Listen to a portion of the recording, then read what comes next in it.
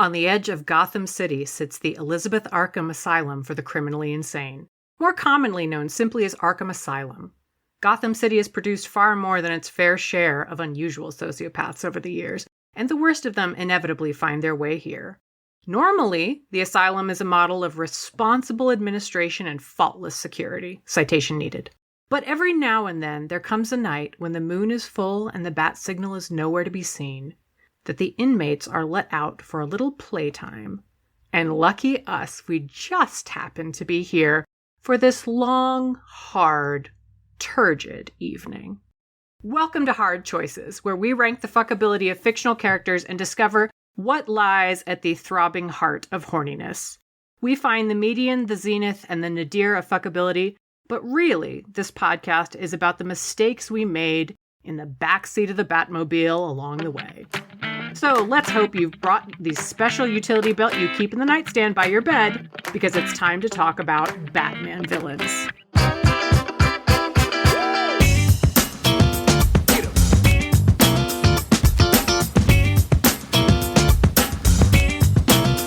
Your host, Meganbob, and we're doing something a little bit different for Voice ID. I'm going to ask about your favorite Batman film.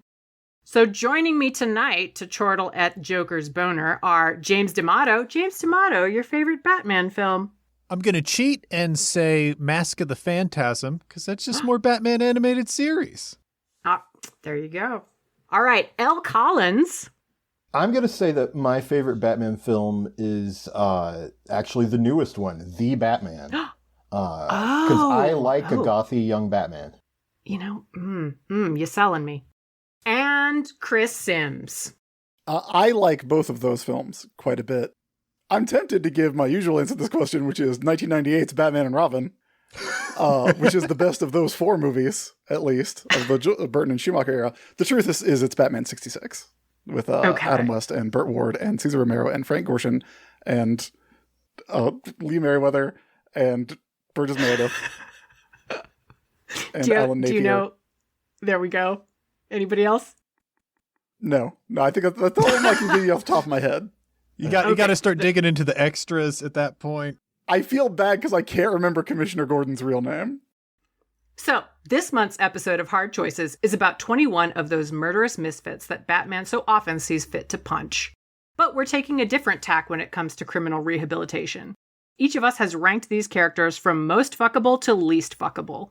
We'll go around revealing which character each of us picked as our median, our number 11, and then work our way down into the sewers beneath Gotham City until we find the nadir at the bottom of our lists. But remember why we fall. So we can learn to grappling hook our way back up, and that's exactly what we'll do, moving from number 10 to our zeniths at number 1.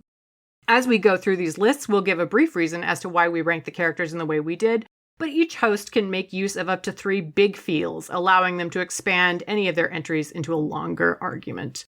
Once we've gotten through everyone, we'll use the Bat computer to aggregate all of our choices into a single master list, but not before taking a moment to unpack the decisions we made along the way. Before we get started, it's always important to be reminded of what we mean when we say fuckability. It is not about what they look like. It is about what they fuck like. So assume you are into them, they are into you. How good is the sex? And what is it like? And we're going to get to the 21 characters we're ranking, but first, some honorable mentions who simply did not make the cut.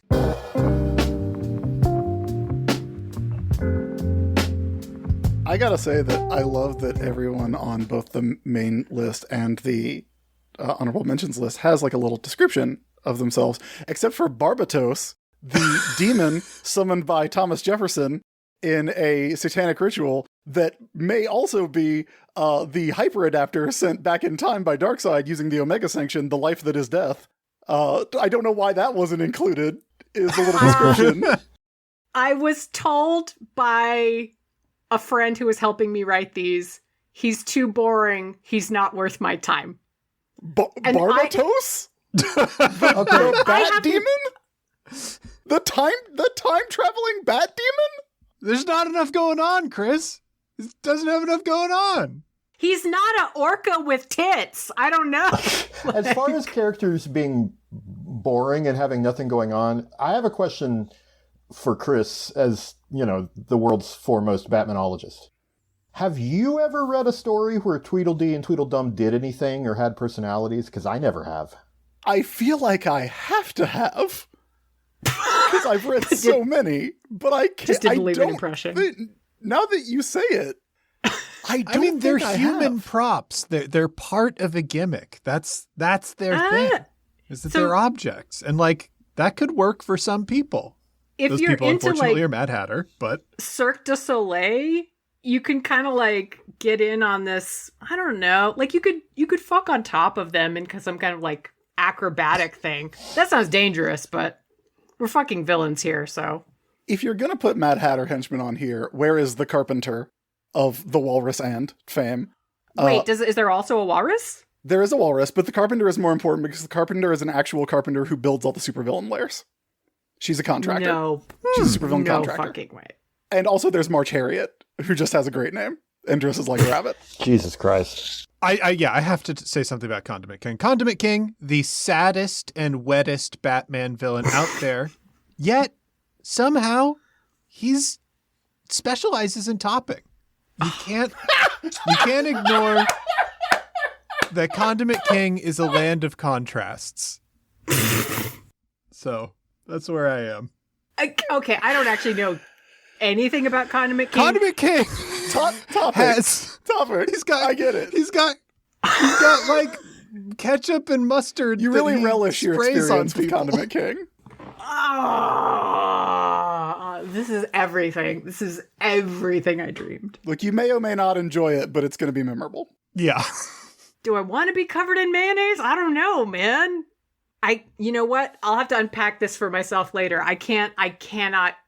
So now I'm thinking about condiments from other countries. Mm-hmm. Like brown sauce. Does he? Thank God he has not been depicted spraying brown sauce everywhere. That I know. Listen, if we keep on talking about Condiment King, it's going to take too long and we're going to have to catch up. So, fuck. You started All this, right. James. But I would You relish did this the to me. opportunity. You did this. Jesus.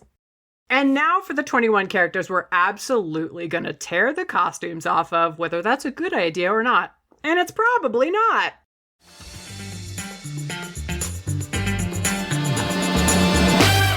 Number 1, Joker, a sadistic mass murderer whose accidental exposure to vague, undefined chemicals left him with bleached skin, green hair, and a permanent rictus grin.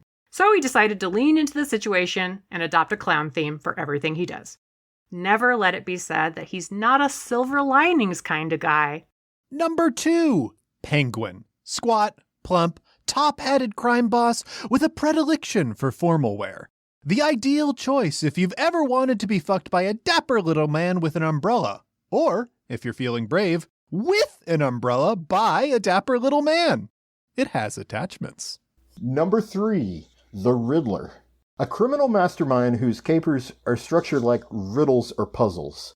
For him, it's not just about successfully pulling off a crime, it's about also proving that he's smarter than Batman.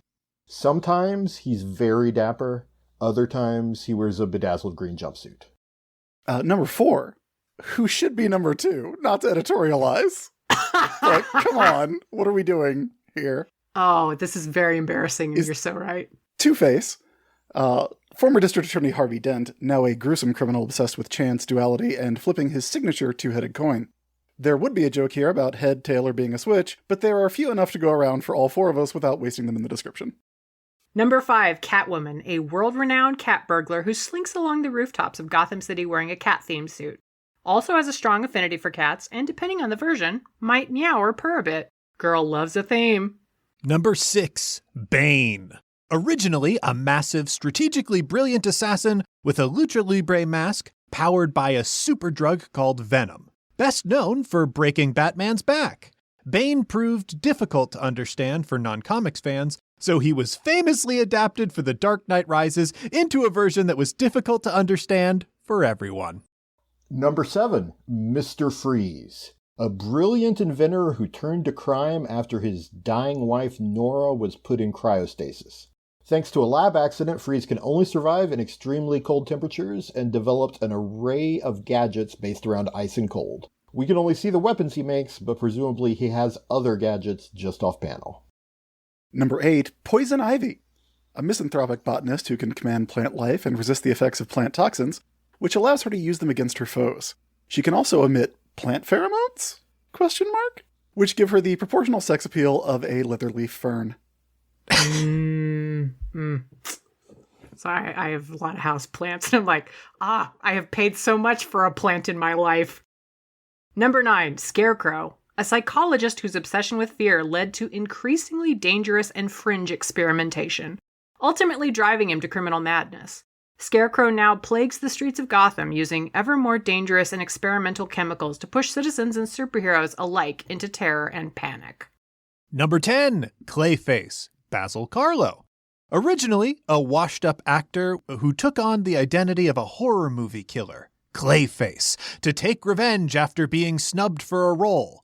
But this is comic books, so everybody forgot about the original concept, and now he's a guy made of clay. Number 11, Harley Quinn. Formerly the Joker's sidekick and formerly the Joker's psychiatrist, Harley Quinn has gone from supervillain to anti-hero over the years, but still sports a kind of clown/punk rock aesthetic, chaotic personality, and a gigantic mallet. And sometimes she's Margot Robbie, which certainly doesn't hurt. Number 12, Killer Croc. A crocodilian brute with tremendous strength and speed, but without the brains of other Gotham villains. In most portrayals, his reptilian appearance is simply a skin condition, but Arkham Asylum doesn't employ any dermatologists, so a life of crime it is. Number 13, Ra's al Ghul. An immortal eco-terrorist and leader of the League of Assassins, Ghul seeks to destroy modern society through global manipulation, acts of terrorism, and shirtless sword fights in the desert. Number 14, Talia al Ghul.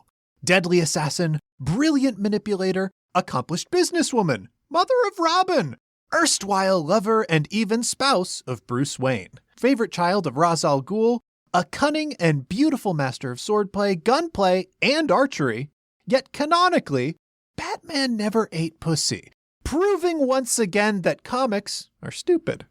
I'm not invested in that canon, for the record, but I can't. Can't He agree with traveled that. the world to become the best at everything. That's all. Yeah, exactly. I will say about that. Where the fuck is that montage? God damn it! I'm sorry. Sam, I'm feeling slighted now. Number 15, Man-Bat. A scientist brilliant enough to invent a serum that turns people into bat monsters, but not brilliant enough to realize that experimenting with this serum on himself was a bad idea. When he's not flying around menacing Batman, he looks to treat his monstrous condition, but as the old saying goes, an ounce of not experimenting on yourself with bat monster serum is worth a pound of cure. Number 16, Deadshot, a superlative marksman with wrist-mounted guns, who has acted indiscriminately as an assassin for hire and an anti-hero depending on circumstances.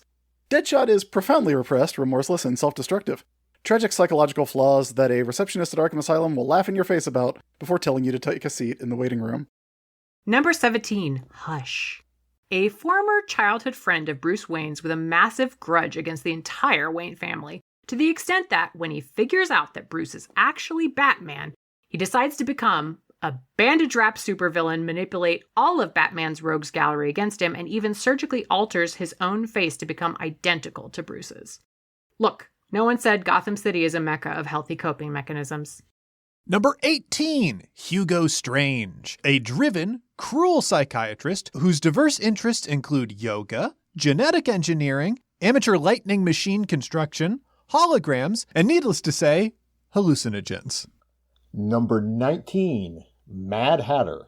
A supervillain who styles himself after the character of the same name from Alice in Wonderland, down to building mind-controlling technology into his ridiculous top hat. Probably the best thing about him is that his real name is Jervis Tetch.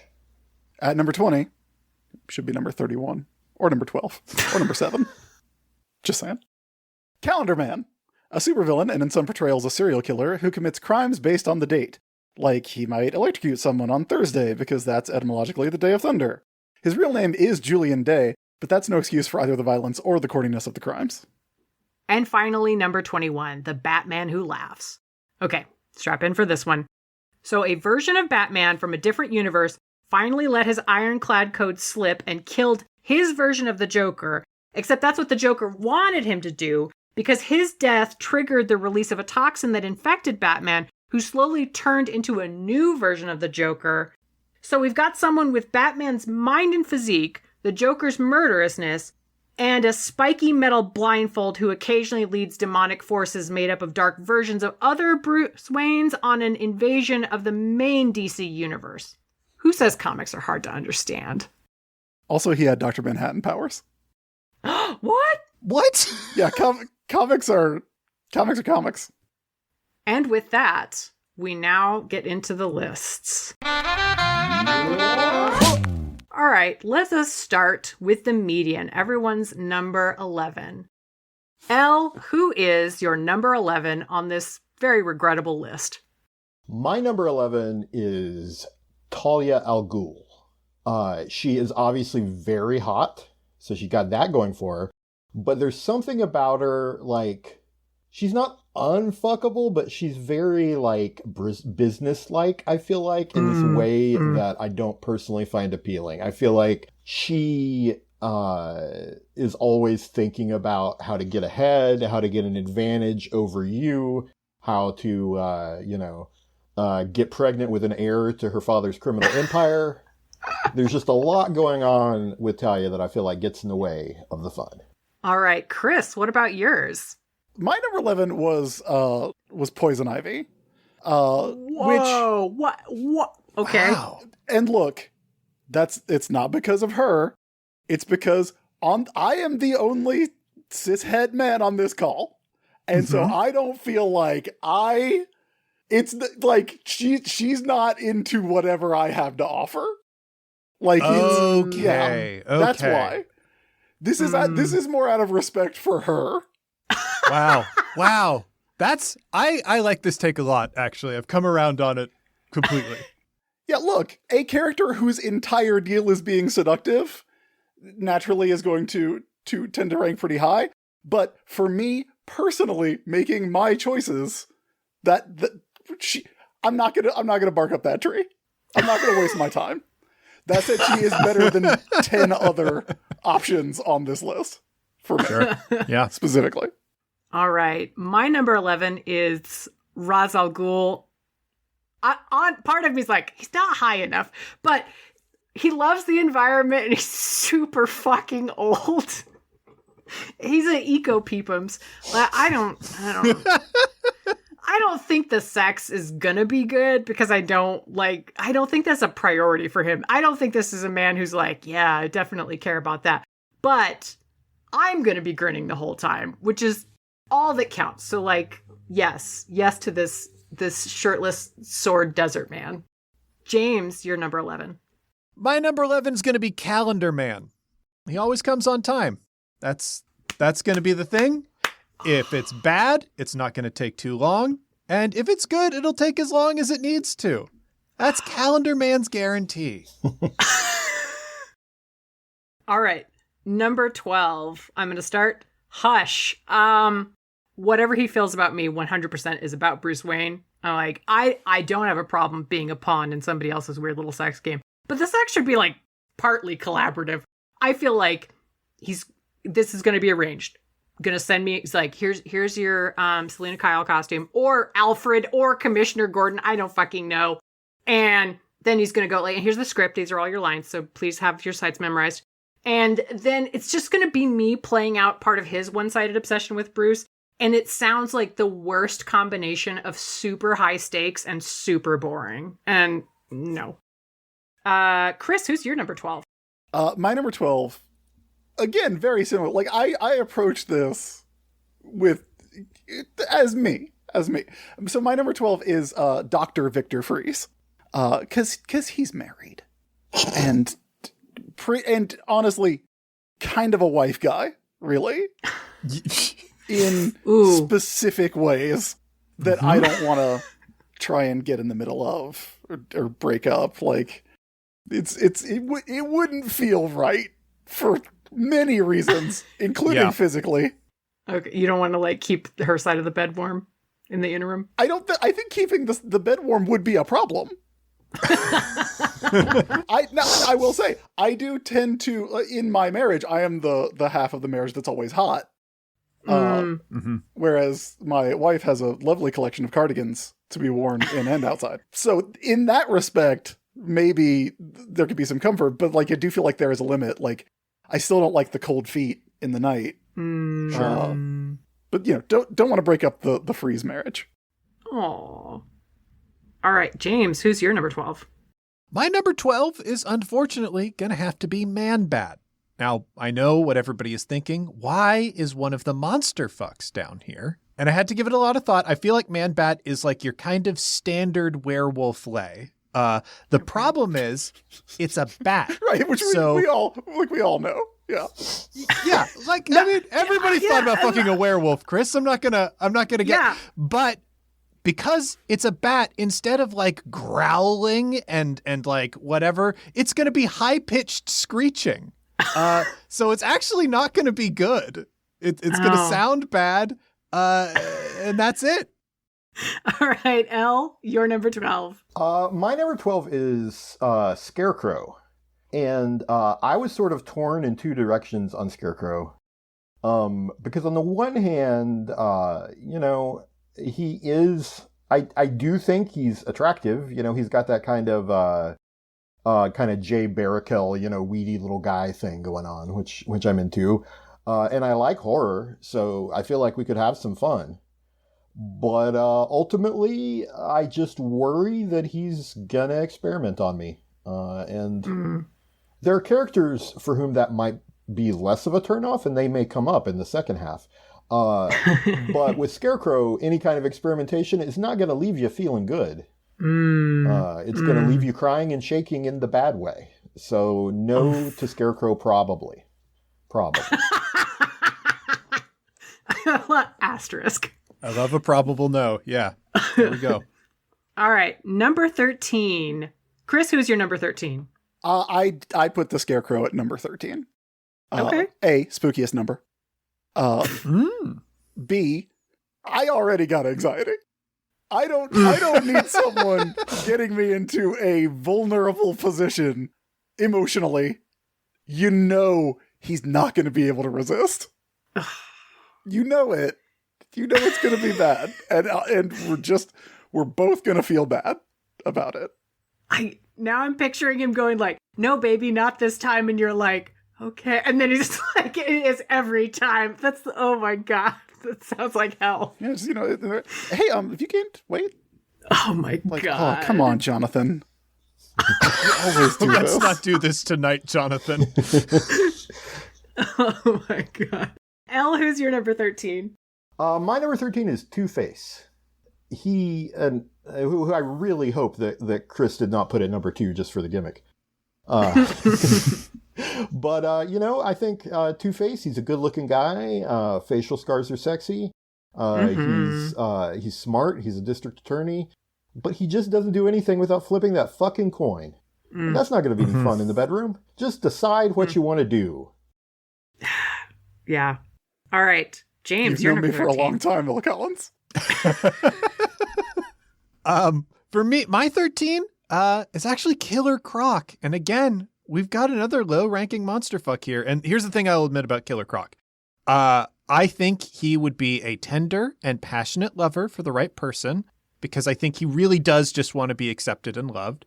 But I also think this man has confidence issues that are so deep-seated that he is not like a fun fling. He is a project. And I don't want to take on a project. All right. Number 13 for me is the Mad Hatter. The mind control thing.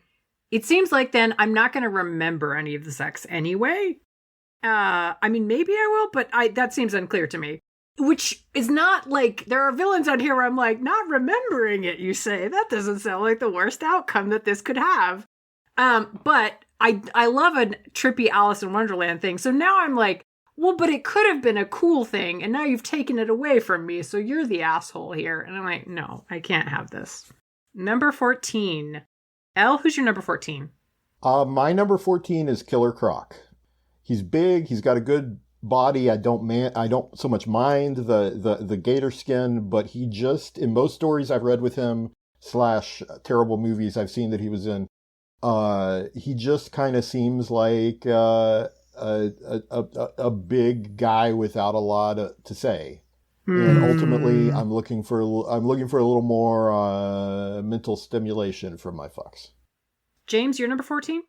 For me, that's going to be Two-Face. And it comes down to the fact that I know Harvey Dent fucked a lot, right? But I doubt he was any good at it. Like, I think it was just very businesslike, and it's, more about the status that it gives him or whatever.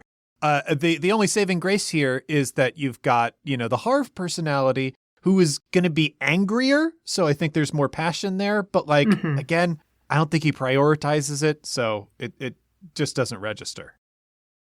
All right. I'm going to maybe controversial. My number 14 is the Joker.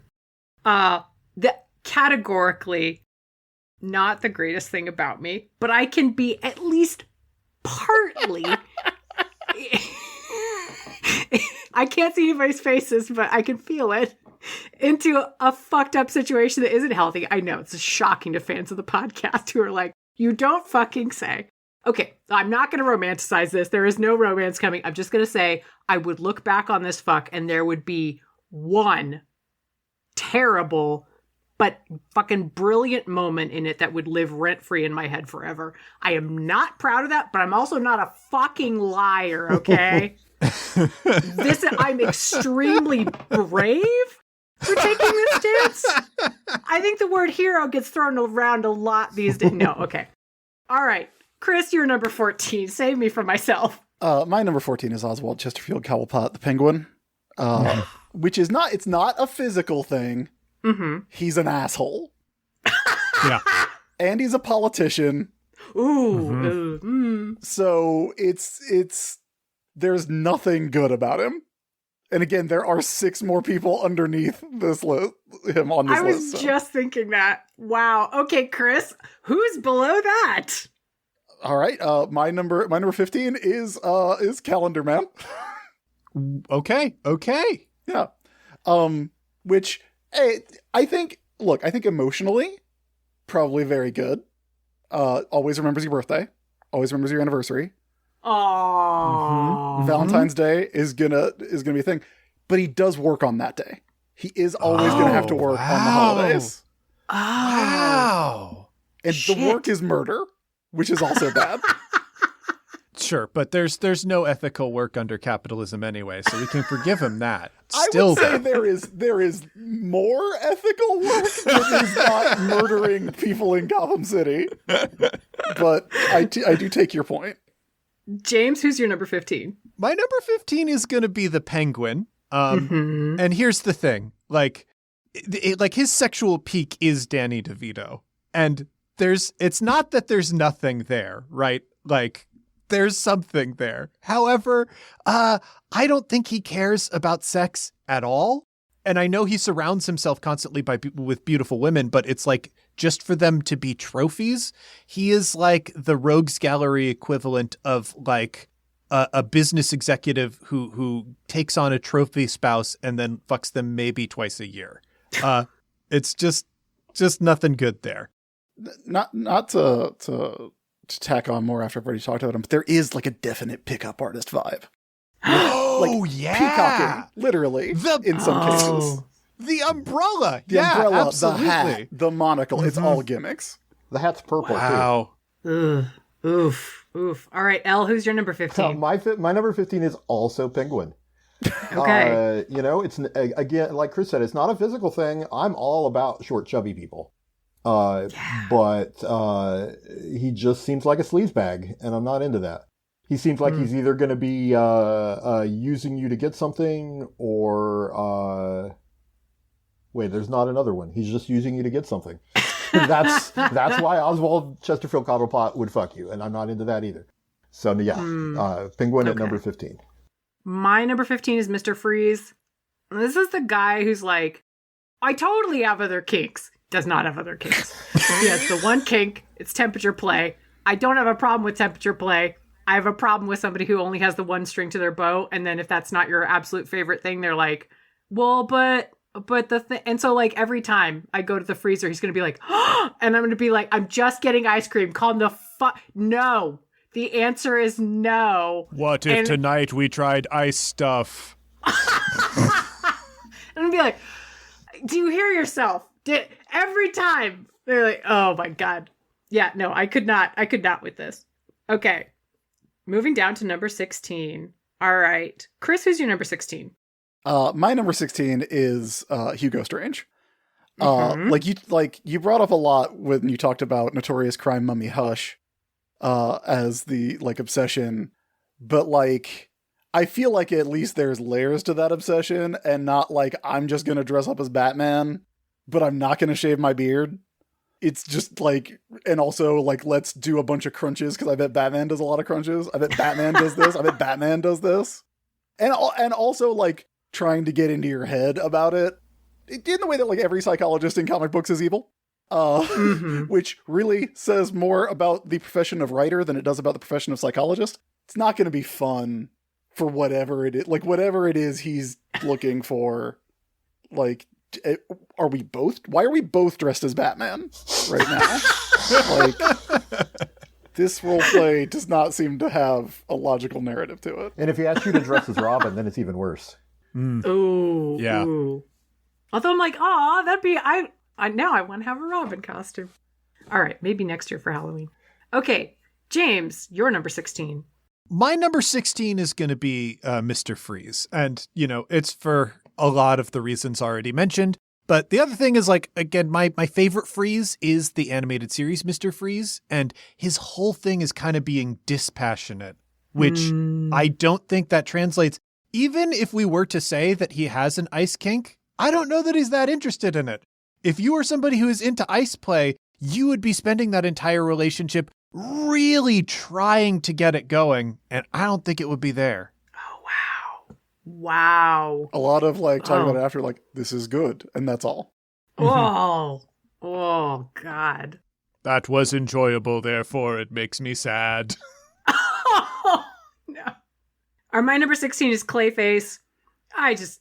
He is a monster, but and he can do shape-shifting shit. That's great. I just get such big, I fuck with the lights off vibes. And I'm like, I'm fucking a monster and you want to turn off the lights. Get the fuck out. I have no time for this. Be proud of your goddamn monsterness. Okay, Elle, you're number 16. My number 16 is also Mr. Freeze.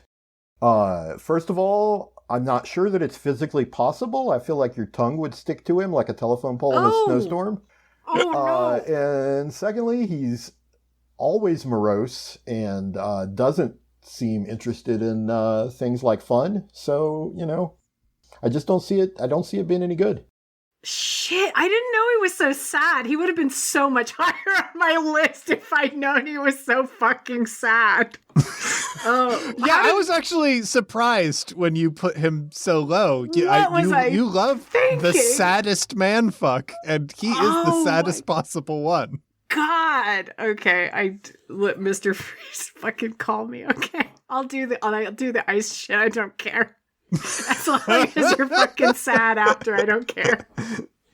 Okay, number 17. I'm gonna just fucking, I don't know, maybe this isn't a bomb. I don't know. Harley Quinn. Whoa. Interesting. Okay. I know. I get so nervous around people who are like quite that bubbly. I bet she's amazing. I'm not saying that, but there are just going to be like alarm bells in the back of my head going, this sex is going to break bad at any second and you're not going to know from which direction. And I'm like, like I wouldn't know how to have an orgasm in a situation where I'm just like, oh God, at any second I'm going to have to run for my life and I won't know why. Like, that's too high stress for me. She's so cute, though. And, like, she's so much fun, but terrifying. That strikes me as a very level-headed assessment of the situation. Which is unusual for me, I will admit. All right, James, you're number 17. 17 is Hush. Let's face it, as Chris has pointed out many times in his writing, this character could have been a mummy who is also a detective. And that's not the case. Instead, he is a dude who is just a stalker that radiates incel energy. Ooh, bad top to bottom.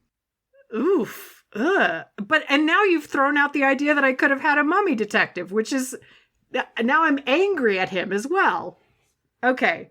Chris, you're number 17. At number 17, I have picked the person who I would say is like the worst choice of the kind of just a dude characters on the list, which is Mad Hatter, who has kinks that charitably start with roleplay, with which I would be a bit uncomfortable. Charitably. The most charitable interpretation. Just read a second book, you know? Like, oh, he's read through The Looking Glass. That's fair. That's fair. You've heard the phrase on reality shows, for the wrong reasons. Yeah. Being into Lewis Carroll for the wrong reasons, I think, is trademarkable JT. All right, Elle, you're number 17. My number 17 is Man-Bat. It's not that he's a giant bat monster. I mean, it kind of is. I'm not as big a monster fucker as some people here, no judgment. But aside from being a giant bat monster, he's just kind of a goof who turned himself into a giant bat monster, and then later he turned his wife into a giant bat monster, and it's like, why are you such a loser? Also, he's got a good look in the animated series where he basically just looks like a big mean bat, but in the old comics that he comes from, he's real goofy looking. He's not cool or hot. He's got big silly ears and like mutton chops, and it's not a great aesthetic in my opinion. I just fucking picture it like slides into your DMs and you're just like, get your fucking life together. The interpretation of Man-Bat as just a loser is so funny to me. Oh, I turned my wife into a bat now. Gee whiz. There's literally, I don't remember the issue number off the top of my head, but there's literally an old Batman comic where the actual cover is Man-Bat with like a baby Bjorn with a human baby in it flying up to Batman on a roof, and Man-Bat is yelling, "Batman, my child is dying and it's your fault." What? Like, that's Man-Bat. Sounds awesome, actually. Okay, number 18. James, who's your number 18? My number 18 is Hugo Strange. And I feel like Hugo Strange is the type of dom who only works if you are 1000% fully bought into his persona and specific fetishes. I think otherwise, he just cannot back up anything of what he's presenting. He'd like tie you down to the table and talk about like how, oh, you're really in for it this evening. And then he'd get you with like, you know, any device, and you'd be like, okay, you can start at any moment. And he's like, I already have. And then you're like, oh, I'm going to be here for 2 hours and feel nothing. Brutal. My number 18 is Two-Face. I mean, I don't like somebody who's just, you know, random chance to decide how the evening is going to go. Also, worse than that for me. So much fucking worse. One of the sides of his personality is noble. If I wanted nobility and courage of character, I'd fuck Aragorn, and this ain't the Lord of the Rings episode, buddy. You fuck off with this. The only side I want is the monster, and half the time I'm not even gonna get that. What the fuck? Elle, you're number 18. My number 18 is Hush, because that guy sucks. Yeah. I think it's been covered. I'm not sure I've ever read a whole story with Hush in it, but I have certainly never wanted to. And that's despite one of his first story being, in theory, one of the most successful Batman stories of all time. I definitely flipped through that shit and was like, this is not for me. Good art, though. All right, Chris, you're number 18. My number 18 is Man-Bat, which I don't want to reject the premise of this show, but he is a giant bat monster. I feel like this is not weird for me to rank pretty low. No, it is fine for you to have normal human boundaries. You are allowed to have that. Also, just not for nothing, but if we're talking about Gotham City and its environs, there's like 4 other people who look like human-sized bats that I would take before Man-Bat, and that's all he's got. Not like But like, say a Batman, for instance, I would be much more likely than No, Dr. Kirk Langstrom. I just thought you were hiding extra Batmen that I could have, and I was like, wait, what the fuck? But I will say, like, if you look at someone like the Lizard, Kurt Connors, who did eat a boy one time. Unfortunately, he did eat his own boy. He ate a boy. He ate a boy, which is sad, and you shouldn't do it. But if you look at him, like, he's like, yeah, I was doing lizard stuff to try and regrow my arm. I don't know why Kirk Langstrom was like, fuck it, bats. Let's see if I can make a thing that'll turn people into bats. I've read so many stories with Man-Bat, who I have gone on record, my least favorite Batman villain of the recurring Batman villains. I've read so many stories about this dude, and I have no idea why he's like, yeah, how you want to turn people into bats? Wow, that's amazing. Because you would know. If anybody's going to know, you would know. Man-Bat continues to be a mystery.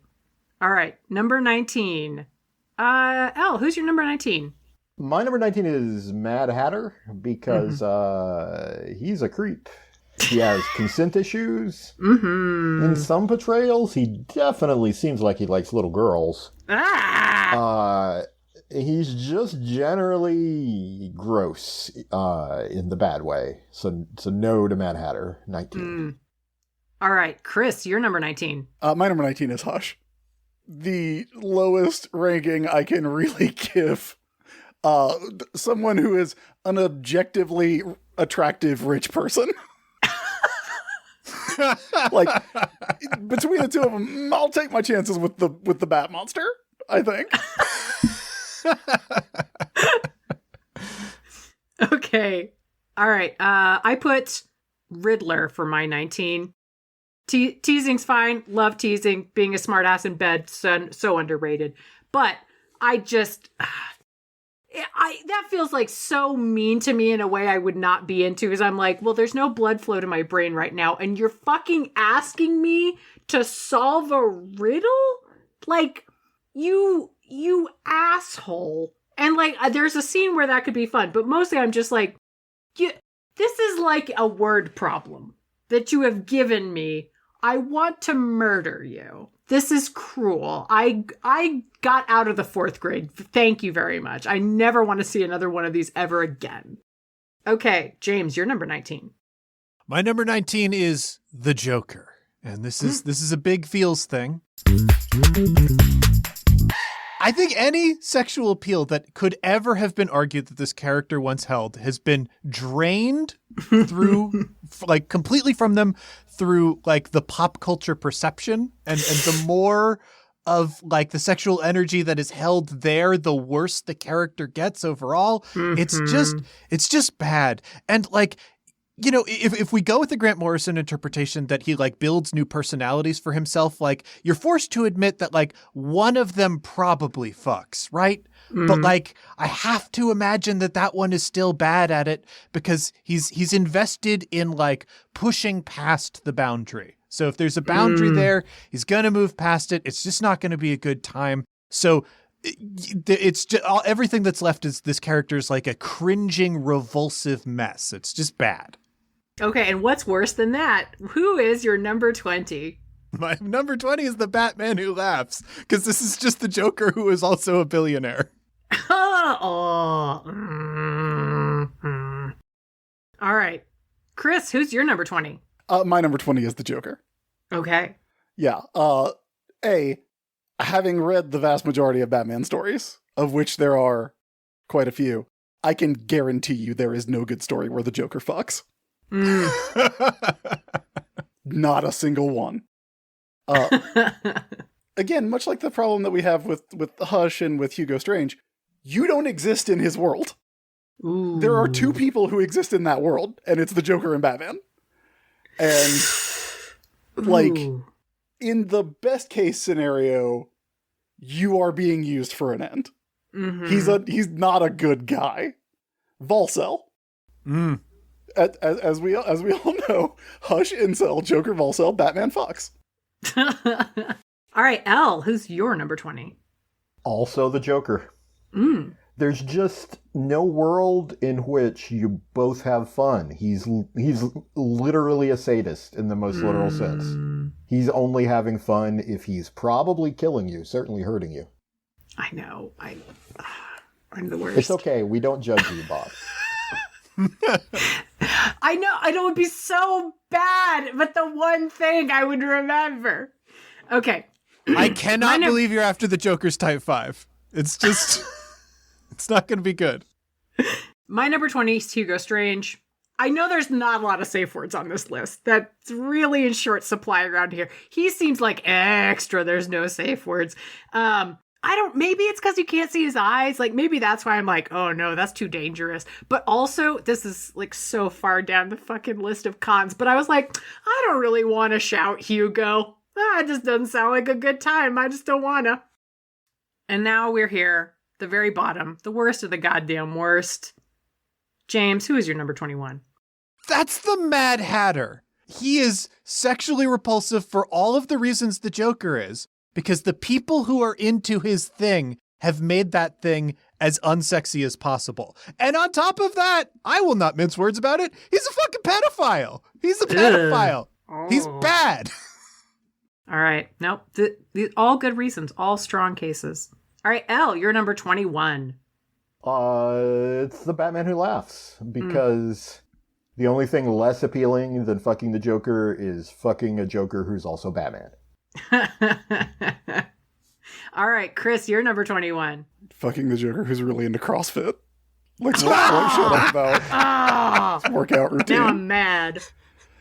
Look, I say that as someone who enjoys lifting weights. Yeah, my number 21 is also the Batman Who Laughs, who is my favorite character who ranked lowest on this list. The ratio of how much I like the character versus how low they are on the list is the highest with this guy. Because here's the thing. People, I think, might forget this about the Batman Who Laughs. He's literally from the universe of bad ideas, canonically. He's the worst idea from the universe of bad ideas. That's why he leads the army of Batman who are all bad ideas. Because what if Batman was also the Joker is a shitty idea. and a shitty fuck. Yeah, there is, it's a bad decision. It is by its nature the worst decision you can make of everyone on this list. Oh, fuck. I mean, I put him as number 21, but Chris is selling me on him now. I'm like, bad idea, you say? Okay, no, I mean, but seriously, though, he a bad idea. It's the thing, I feel like he's gonna pout.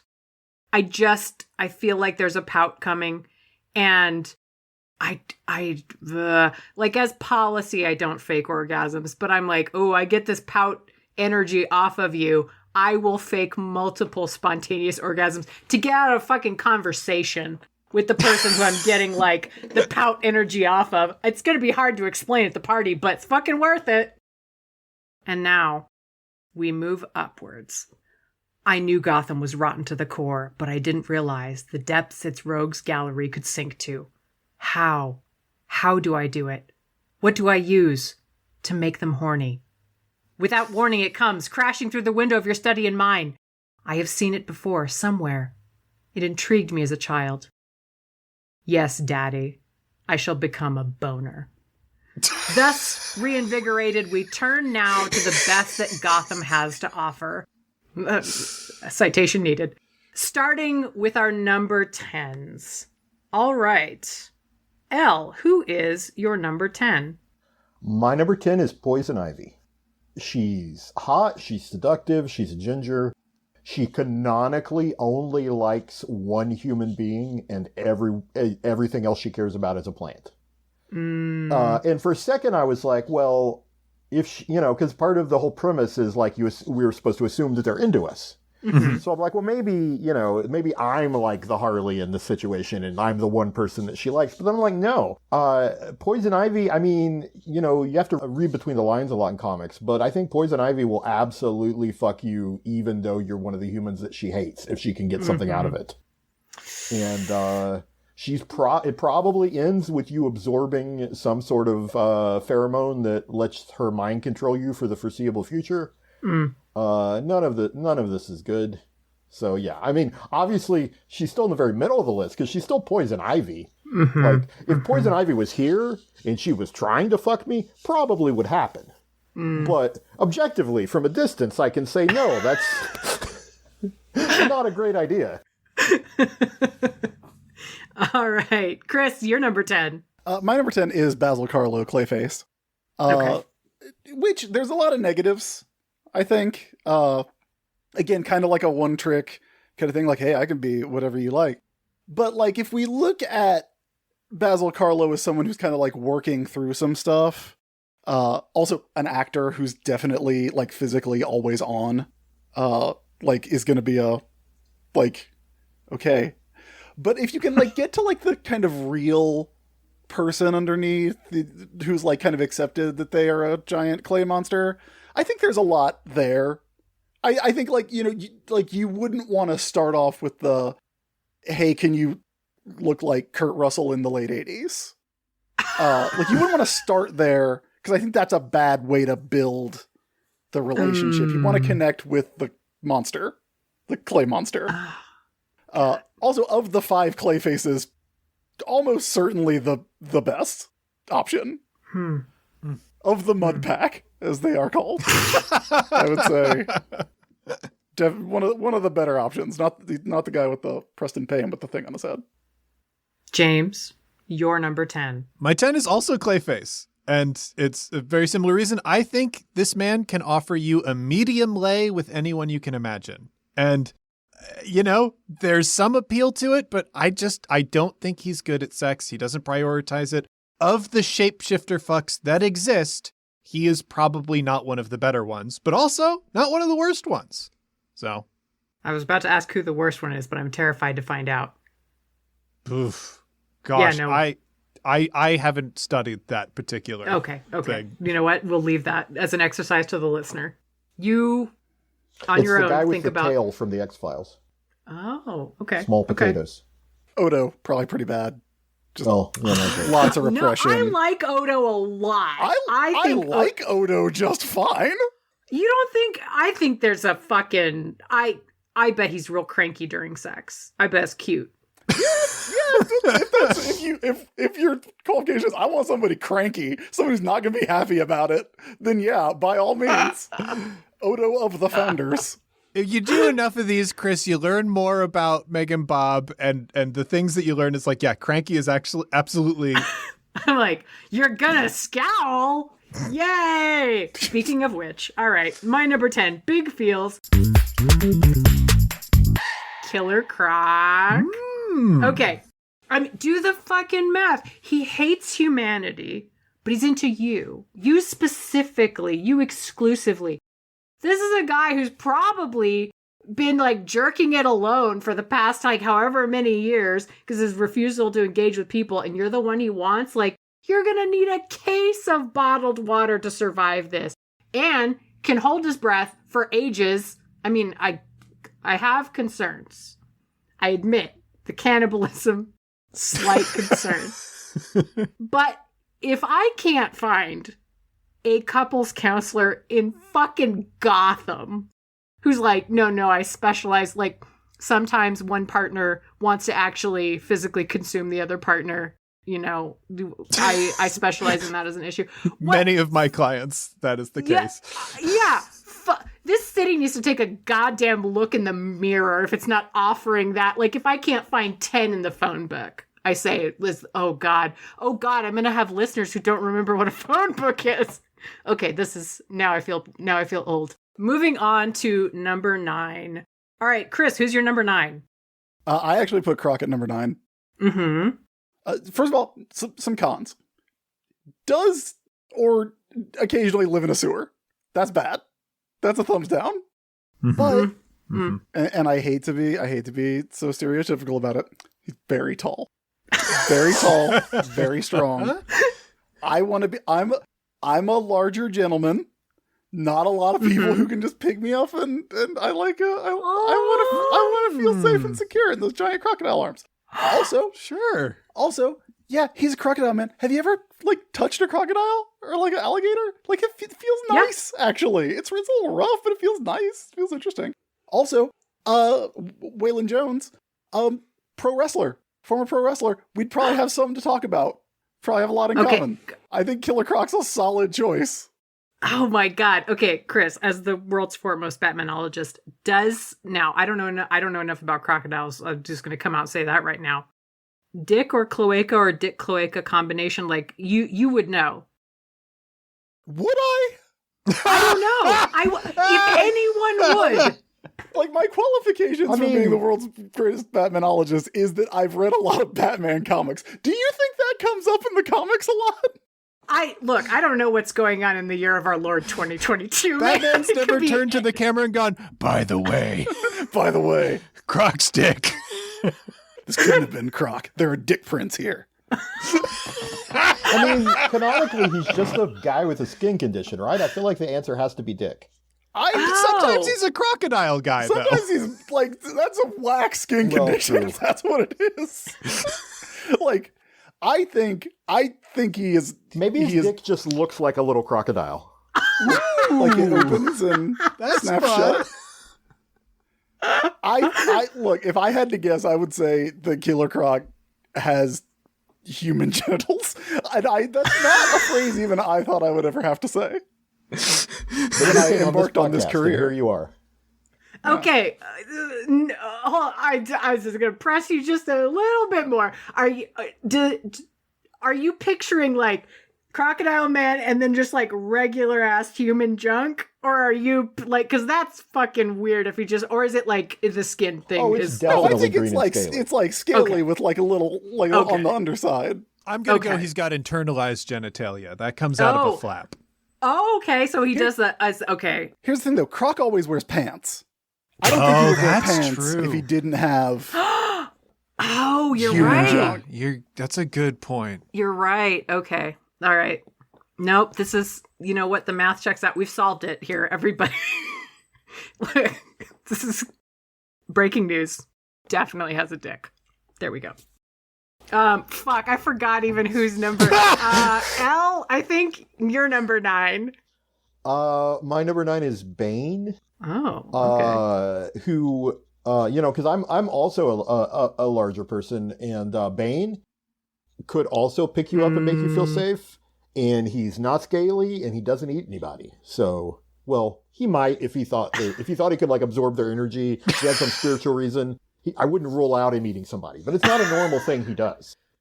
I mean, I don't always feel like I consistently understand his motivations in comics, because they tend to change with the wind and the writer, but he's usually a pretty straightforward guy who, doesn't like Batman, but often isn't necessarily like evil. Mm-hmm. And there was that Tom King story where he just went naked for like 6 months, which was pretty hot. Whoa. Yeah, like literally there was a story where Bane was the villain and he was just naked the entire time. He's just like hanging out naked. Including when he was fighting Batman. Yeah. That's... Fuck. Yeah, right? He's Yeah. Bane, actually very fuckable, I think. Also, when he's Tom Hardy, even a Tom Hardy whose face you never see, that doesn't make him less fuckable. No. All right. James, did you do number 9? I have not. My number 9 is Scarecrow.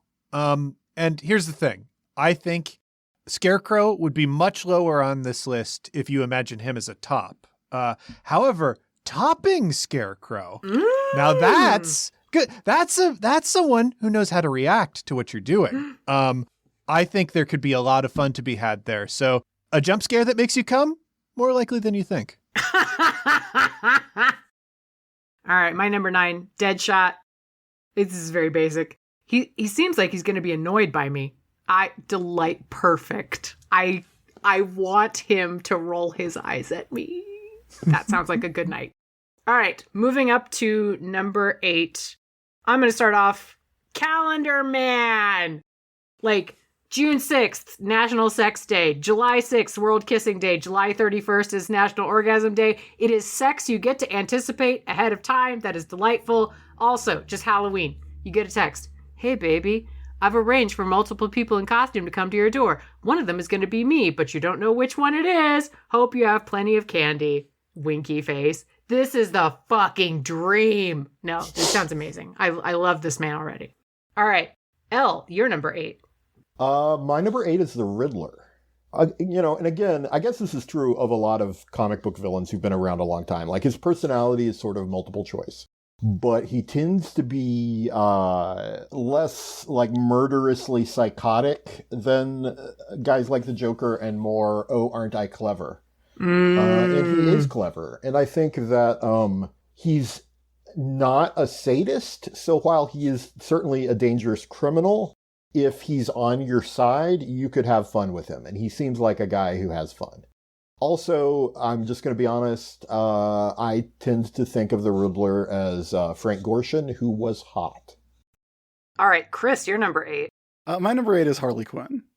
Like, the current, like, modern kind of been through a lot, but is, like, more self-actualized, like, kind of addressed her trauma, has really turned that attention inward and that emotional intelligence inward.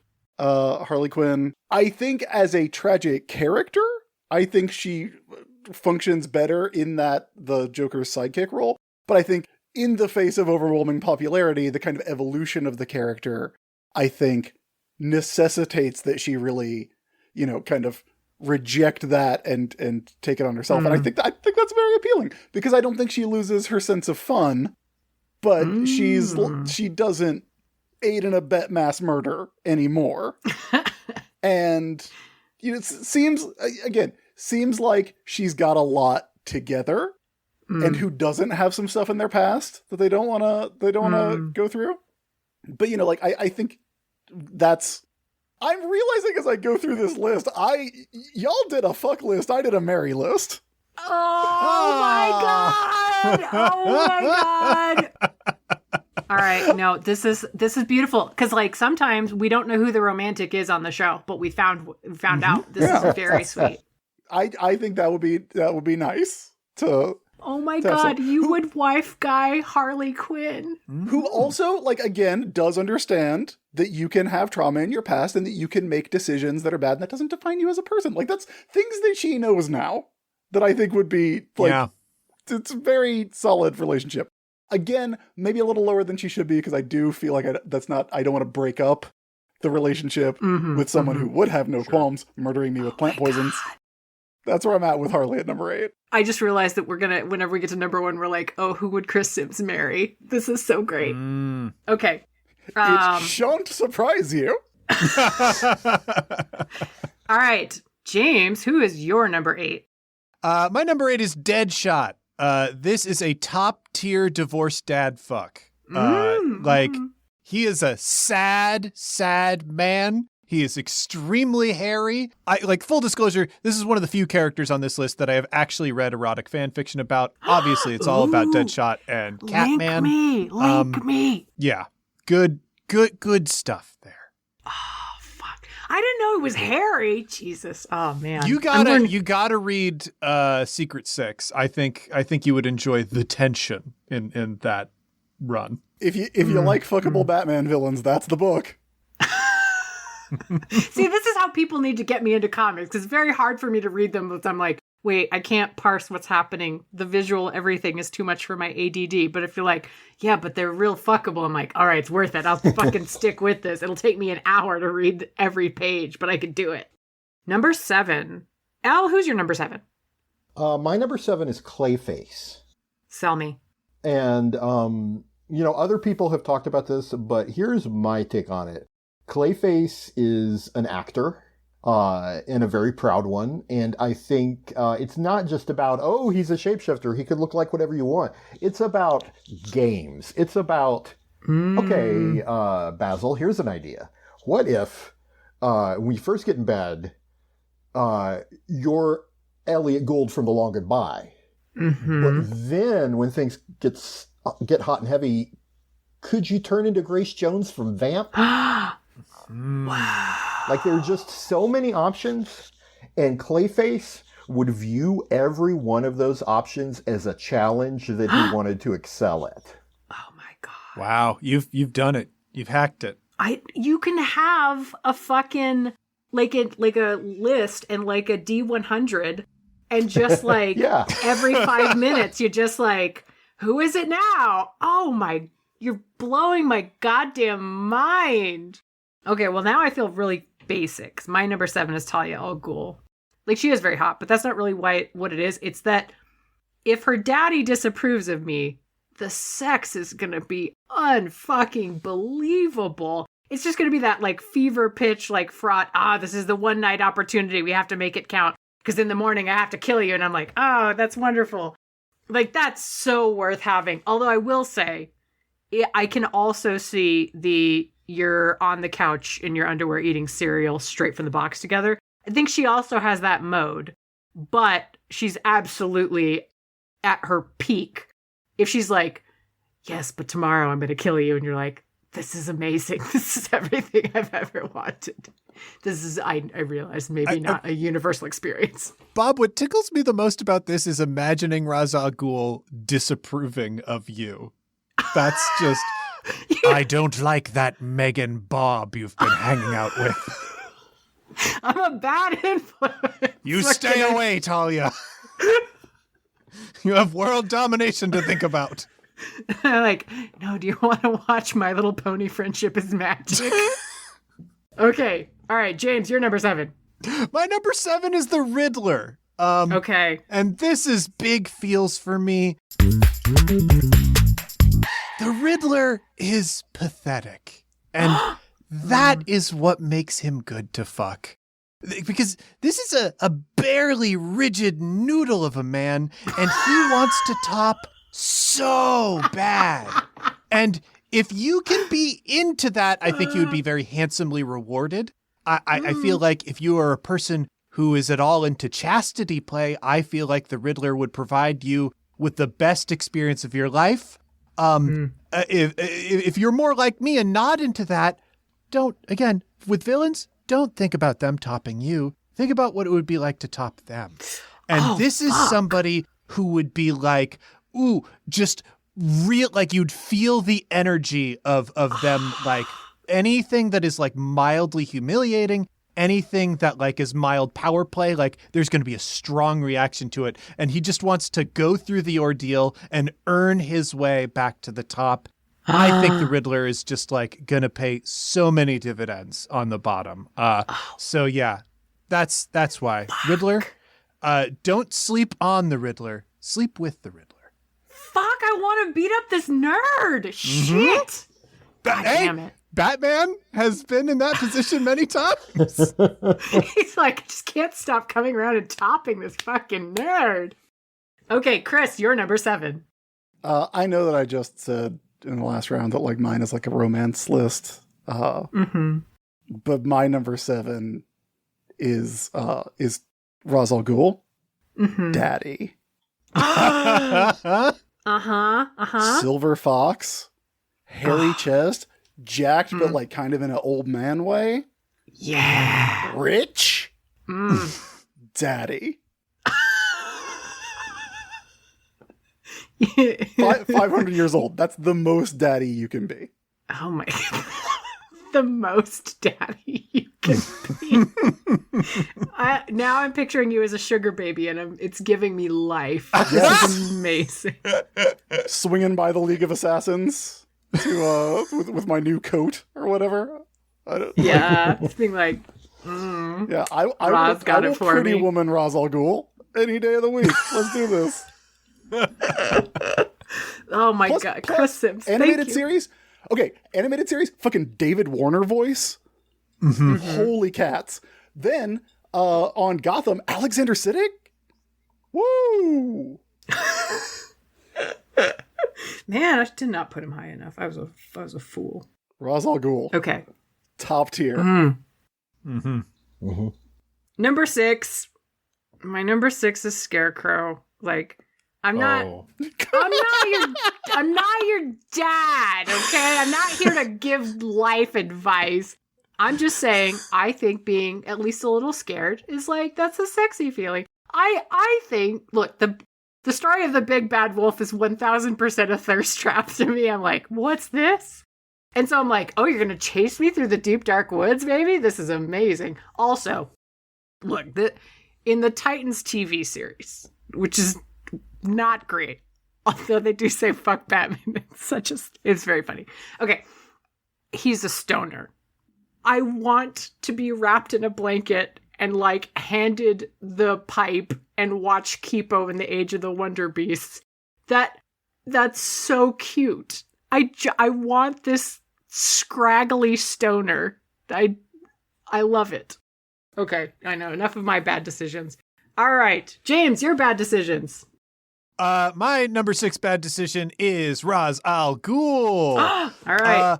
Because, like, for a lot of reasons already mentioned, but he's into some weird tantric shit.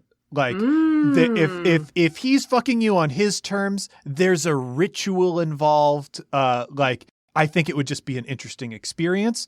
Also, again, I'll advise topping villains. And Ra's al Ghul is a man who has nothing but dignity. So the idea of, like, him in a sub situation, again, I feel like you're getting a lot of great energy radiating off of him.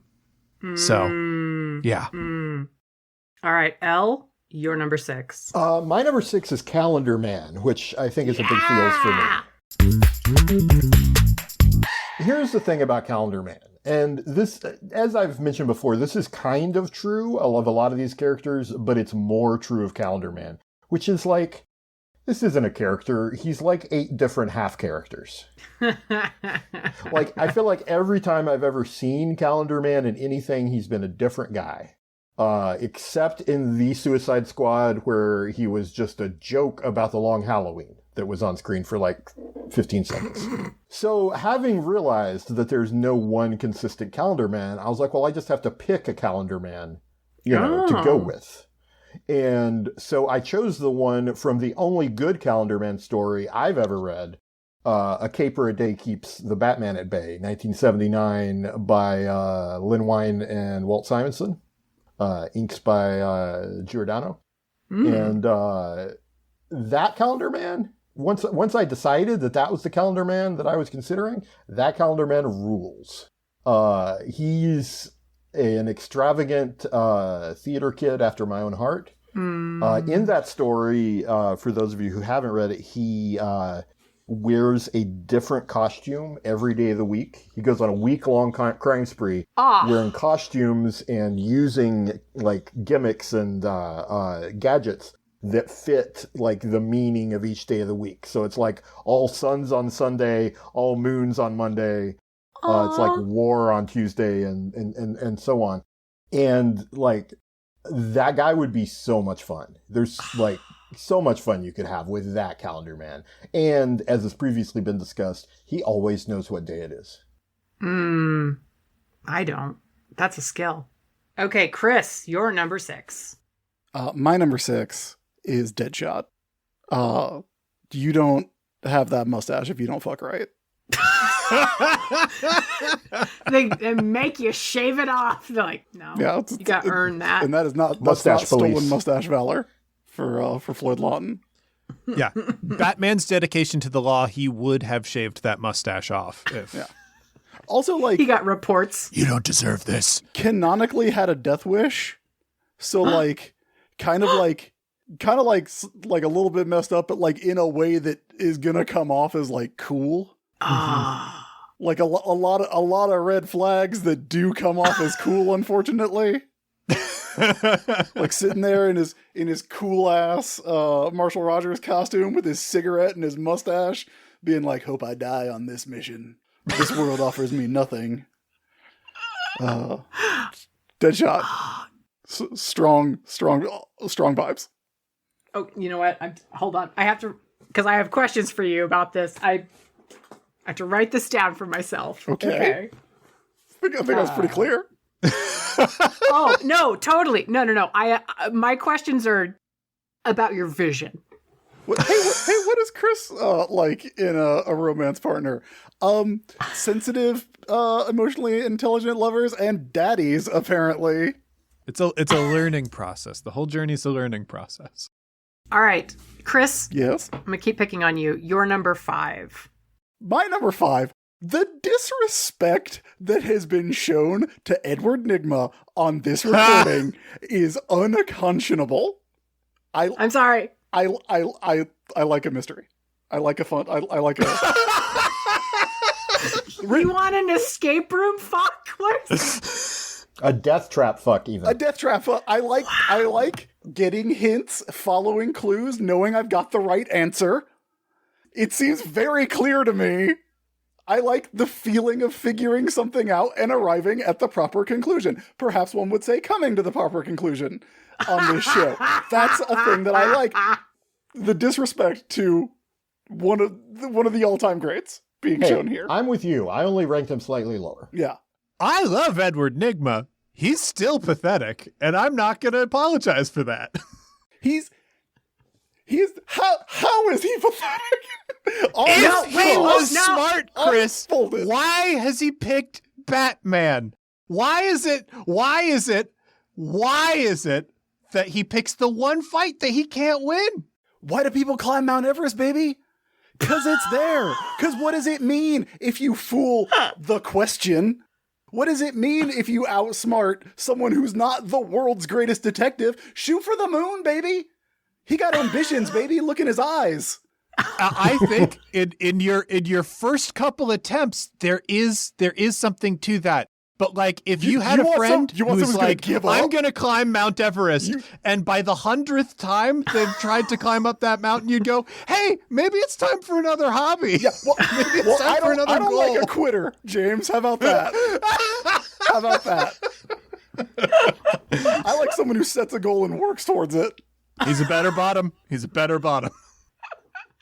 All right, James, you're number 5. My number 5 is Talia al Ghul. Big femdom energy. That's it. That's the whole thing. Oh, shit. I didn't even think about that. I'm an idiot. All right. Elle, you're number 5. My number 5 is Harley Quinn. I am a big fan of chaotic energy. Oh, wow. It's kind of what I go for. I was like, my partner is probably going to listen to this. Can I say chaotic energy tends to be what I go for in real life, or will that be insulting? But no, she knows. She knows. Why do you think I chose to highlight the emotional intelligence and the hard work? Yeah, I just think, I mean, yes, it would be dangerous, but, everybody on this list is dangerous. That's sort of the whole thing. She's hot and it would be fun. My number 5 is the Penguin. I know everybody who knows me is like, of course it's the fucking Penguin. Okay. Danny DeVito bit a guy's nose, and for whatever reason I was like, oh, I bet that dude fucks like a madman in the I don't know why that said that to me. I'm a weirdo, it's fine. Also, look, Danny DeVito... I don't think you're wrong about that whole thing. Yeah, I feel like that is the most sexual energy the character has ever exuded, is that film, so...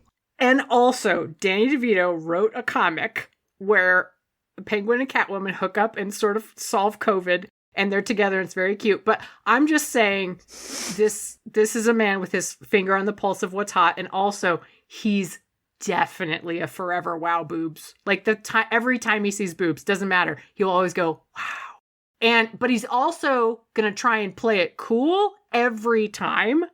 And he's gonna be like, no, I'm over it. But like low key, you're gonna see him go like, oh my God, boobs. It will never stop being fucking adorable. Oh my God. It's like you can do a magic trick any time, and you just go like, ta-da! Oh, I love it forever. Wow, boobs. I do feel like there's been a lot of talk about Danny DeVito for obvious reasons. But I do think, I feel like this is the highest Penguin is ranking. Our last opportunity to mention that on Batman the Animated Series, he was voiced by America's greatest songwriter, Paul Williams. Oh. So, I mean, like, that's a Penguin who wrote Rainbow Connection. Paul Rudd Yeah. 100% could have played that part in live action. If Yes, he never could had a have. chance. Yes, he could, and should have. And now we move to number 4. Elle, who is your number 4? My number 4 is Deadshot. Tangentially, I've for like 20 years since I read some specific comic with him in high school, where he was sitting on a couch with some other villains, apparently smoking a cigarette. I have had a headcanon, as the kids say, that Deadshot smokes weed all the time. I think he's like, you know, those guys who like play guitar and they act like they have to be stoned to play guitar. Uh-huh. Deadshot is like that with guns. But anyway, I think he has a fun, like, see, I earlier said that I didn't like Penguin because, you know, he's sleazy, but I feel like Deadshot is like sleazy in a fun way. He's like mustache and stubble and like aviator shade sleazy, not, black suit and hookers sleazy. Yeah. And I can get behind that. All right. My number 4 is Catwoman. She's playful. She's cute. I don't know. I don't have anything deep to say about it. I just think she's probably the best fuck on the list, but like would not be my favorite fuck, but like objectively, I'm going to go, okay, yeah, that was actually probably the best. Cuz I do think her specialty 100% semi-public sex, gotta be like a rooftop, gotta be an alleyway, any of that. I think she can fuck in a bed, but I think you're just like, what are we doing here? why are we doing this if like the moonlight is not directly on us and somebody's face is against a brick wall? What is the point? Chris, you're number 4. My number 4 is Talia, who I feel like is cheating to have on the list. Because she is the character who was, like, specifically created to be hot. Like, the only one on the list, including Catwoman, who was specifically created for Batman to be like, maybe not be Batman anymore. maybe this is what I want now. Hot, smart, rich, uses pet names, like, immediately, which I like. Mm-hmm. And it's beloved, which is such like a nice name. Accent, super hot. She's got the like in most portrayals, she's got the thing where the hair comes down over one eye, which I grew up reading comics and watching anime and cartoons, so that's a thing I like. Yeah. If I can only see that left eye, great. Yeah, just like pretty much like. Literally created to be the hottest. I forgot about the pet names thing with both ghouls, honestly, but man, does that add a lot. All right, I have to go read fanfic now. Okay, James, you're number 4. Number 4 is gonna be Bane. This man, like, he's a daddy, he's big and strong, he can pick you up. He is also so passionate about everything he does. So if he's fucking you, it's gonna feel special. Whether he is on top, I feel like he exudes all of the proper, like, stern energy when he needs to, or on the bottom, just so eager to please and kind of like earn his place. No matter where Bane is, it's a good time. Oh man, because okay, so we're moving on to number 3. My number 3 is Bane. It's a big feels. So wounded, so sad, so in need of love. I need him to cry on me. I need him to cry on me so goddamn bad. Like I didn't even think about whether or not the sex was going to be good. I was just like, I bet Bane's going to cry on me, and I was like, that's everything. That is the souvenir I want from this fuck, is just a single Bane tear. And like, I don't care if I never see your beautiful Tom Hardy face, just to know that you, permanent asthma inhaler guy, like sobbed. I thank you. In Meganbob's Bat Cave, there is a vial that sits upon a plinth that has a single tear in it. It is, and it's just like, it's just a little thumbs up emoji. Chris, you're number 3. This, I think, it's not the last, like, real entry on the list, but it is kind of the last one that I understand. Mm-hmm. And it is Catwoman. I got into Batman at a very young age, and a lot of that was comics, but a lot of that was Batman 66, and a lot of that was Julie Newmar. Like, still, I think, the most attractive woman who has ever been filmed is Julie Newmar as Catwoman. And honestly, like, even beyond Julie Newmar, pretty good track record of portrayals that are attractive. Yeah. Also assertive. I like somebody who knows what they want. I like somebody who's gonna be like a little challenging to you. Someone who's gonna like be like very much like an intellectual sparring partner, you know? The same reason I like the Riddler there, because there's a playful challengingness to it. Yeah, it's Catwoman, who again is almost cheating to have on the list. All right, Elle, who's your number 3? Bob, this is my turn to be you, because okay. I got the high one that everybody else had really low. My number 3 is Hugo Strange. Oh, sell me. Okay. He's a weirdo. I mean, maybe I'm just, pro middle-aged bald people with beards. They're yummy. But he's a scientist with like real strange ideas about what science is. Like, y'all talk about monster fucking, but Hugo Strange is the only one who might turn you into a monster and then fuck you. Oh, what? Wow. Oh, shit. And, and then if he likes you, he might turn you back.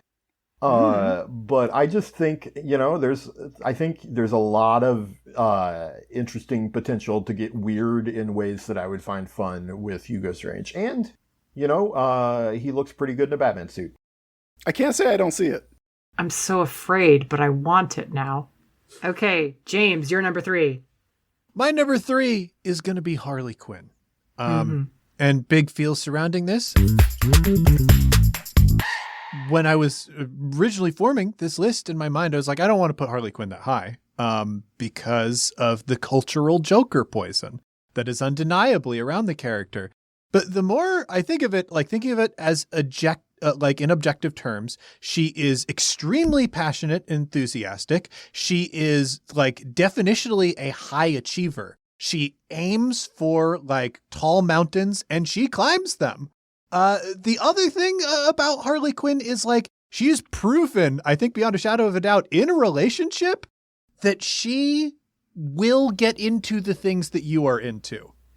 It does not matter what those things are, Like, she really does her level best. So, whether or not, she is with the Joker or in this, like, independent phase where she has gone through all of the difficult work and come out the other side, like, a more whole, still, like, maniac, but, like, definitely more whole and complete person. Like, yeah, I think bottom to top, she's great. So, regrettably, I have to say, that Clissy honk. All right. Now we're at number 2. I'm starting off Man Bat. I am in fucking love. He's a bat monster. He's a bat. Do you know what bats love? Oral sex. It is documented zoological fact. Bats eat pussy. He probably has other interests. I don't want to know about those. Those aren't really relevant to me. I don't give a shit. What I need to know, he a monster. He eats pussy. And also, look, James, I want to hear somebody make a bat squeak whenever they come. I don't, no. No. No. No, I want to hear all this stuff. Have you heard bats? They're not orally pleasing. It's cute. It's going to be cute. I'm going to go, aww, every time. It will be adorable. I just want to say, I like how you say he's probably got other interests but you don't know. Demonstrably, we know that his other interests include turning people into bats. That's the big one. I'm down. I'm down to be a bat monster. Right. Also, I forgot to put this down. He got them big old ears you can hang on to. Perfect. He's an angel. I love him. I'm gonna wife guy this goddamn bat. Okay. Elle, you're number 2. My number 2 is Ra's al Ghul. Yeah. I want to say 3 words to start. Mm-hmm. Vincent Price energy. Oh. Yeah. He's got that thing. I mean, David Warner is not a million miles away from that either. He's got that very cultured, refined, has definitely fucked people of more than one gender in his lifetime, his very long lifetime. I put Talia al Ghul right in the middle. And for me, even though conventionally Talia is hotter than Ra's, the difference to me is that Talia's primary motivator is duty. Raz's primary motivator is passion. And to me, that makes him more fuckable. But much like John Shaft, Talia's duty is to please that booty.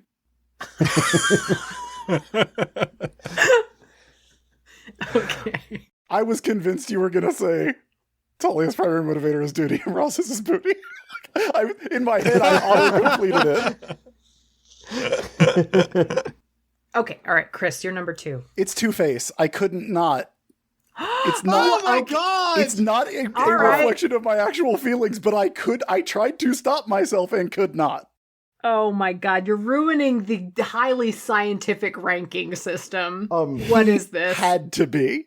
Are you prepared to make a case for why he should be number 2? Absolutely not. I think Two-Face is kind of an objectively terrible lover. Chris has come on to break the podcast. If I could have not done it, I would have. No, it's okay. I understand. Look, as a person who clearly has urges they can't control here, I mean, look, if you want, swap in Orca there for me, and we'll... A person on the list. Okay. Here's the thing that not a lot of people know about Two-Face's origin is, he has this compulsion that forces Chris Sims to buy into it. Look, normally when you have sex with someone, you got a 50-50 chance of it being any good. At least you know looks going like in. I'm going to be bad tonight. Yeah. Oh my God. At least you know going in if he's putting in effort tonight. All right, James, you're number 2. My number 2 is Poison Ivy. Like a lot of the female characters that exist in comics, like Sex Haver is a big part of like the character that they devise for her as she evolved. But like, she's also an eco-terrorist, and that makes her hot because she's right. And, everything about the aesthetics of Poison Ivy's like sexuality, it's all big femdom stuff. She's a little bit into mind control. She's a little bit into bondage. She's like just got all of the right vibes in the right place. Even if it is not like, I don't think an experience that I could have with her would be necessarily a good experience, but I appreciate the persona that she keeps. Like that's just it. And I got to support it. All right. Then we're here. We're at the zenith, number 1.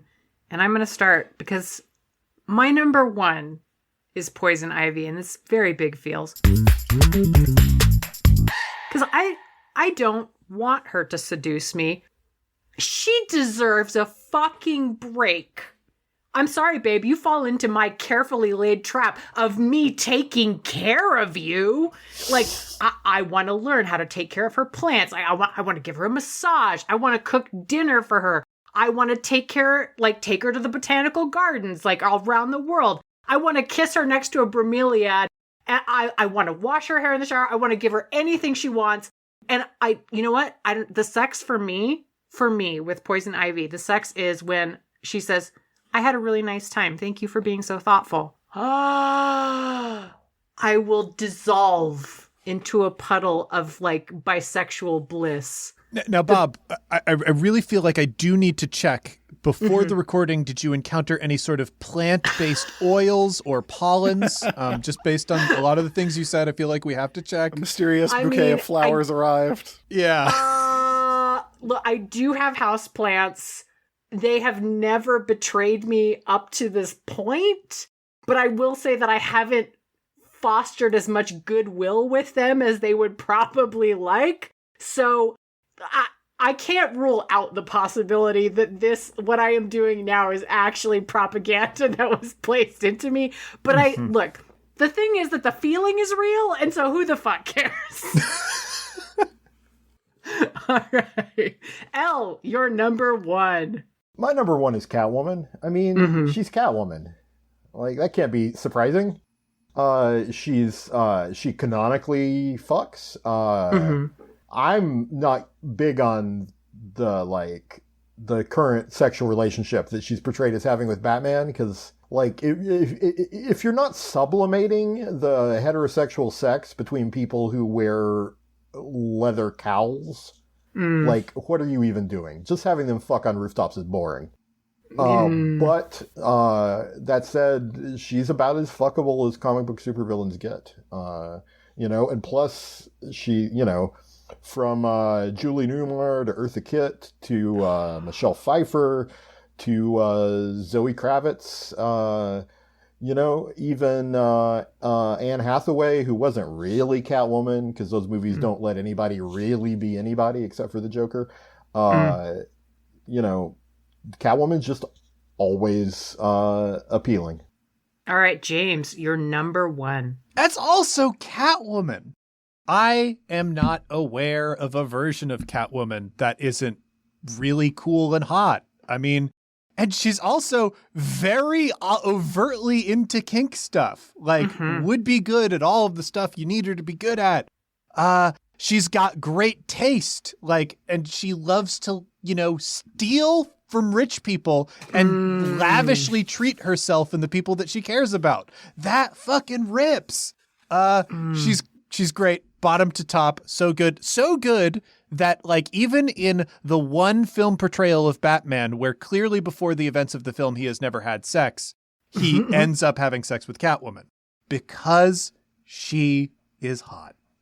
And Chris Sims, you're number one. It should be Catwoman. Like, I feel like it should be Catwoman. Catwoman is unfortunately at number 3 because it's the highest I could place her, given my commitment to the bit. Because as of all the characters on this list, she is the only one who did prompt a sexual awakening in my life. However, when the first email that I got about this podcast, when you said we're ranking the fuckability of Batman villains, the thought that came into my head immediately, and I knew it was true, was, it's Bane. It's absolutely Bane. Bane is the most fuckable Batman villain. 100%. Okay. Wow. 100%. He's ripped, but like in a burly way, like a burly, hairy way. He's not like bodybuilder jacked, he's like wrestler jacked. So he's got that. He's brilliant.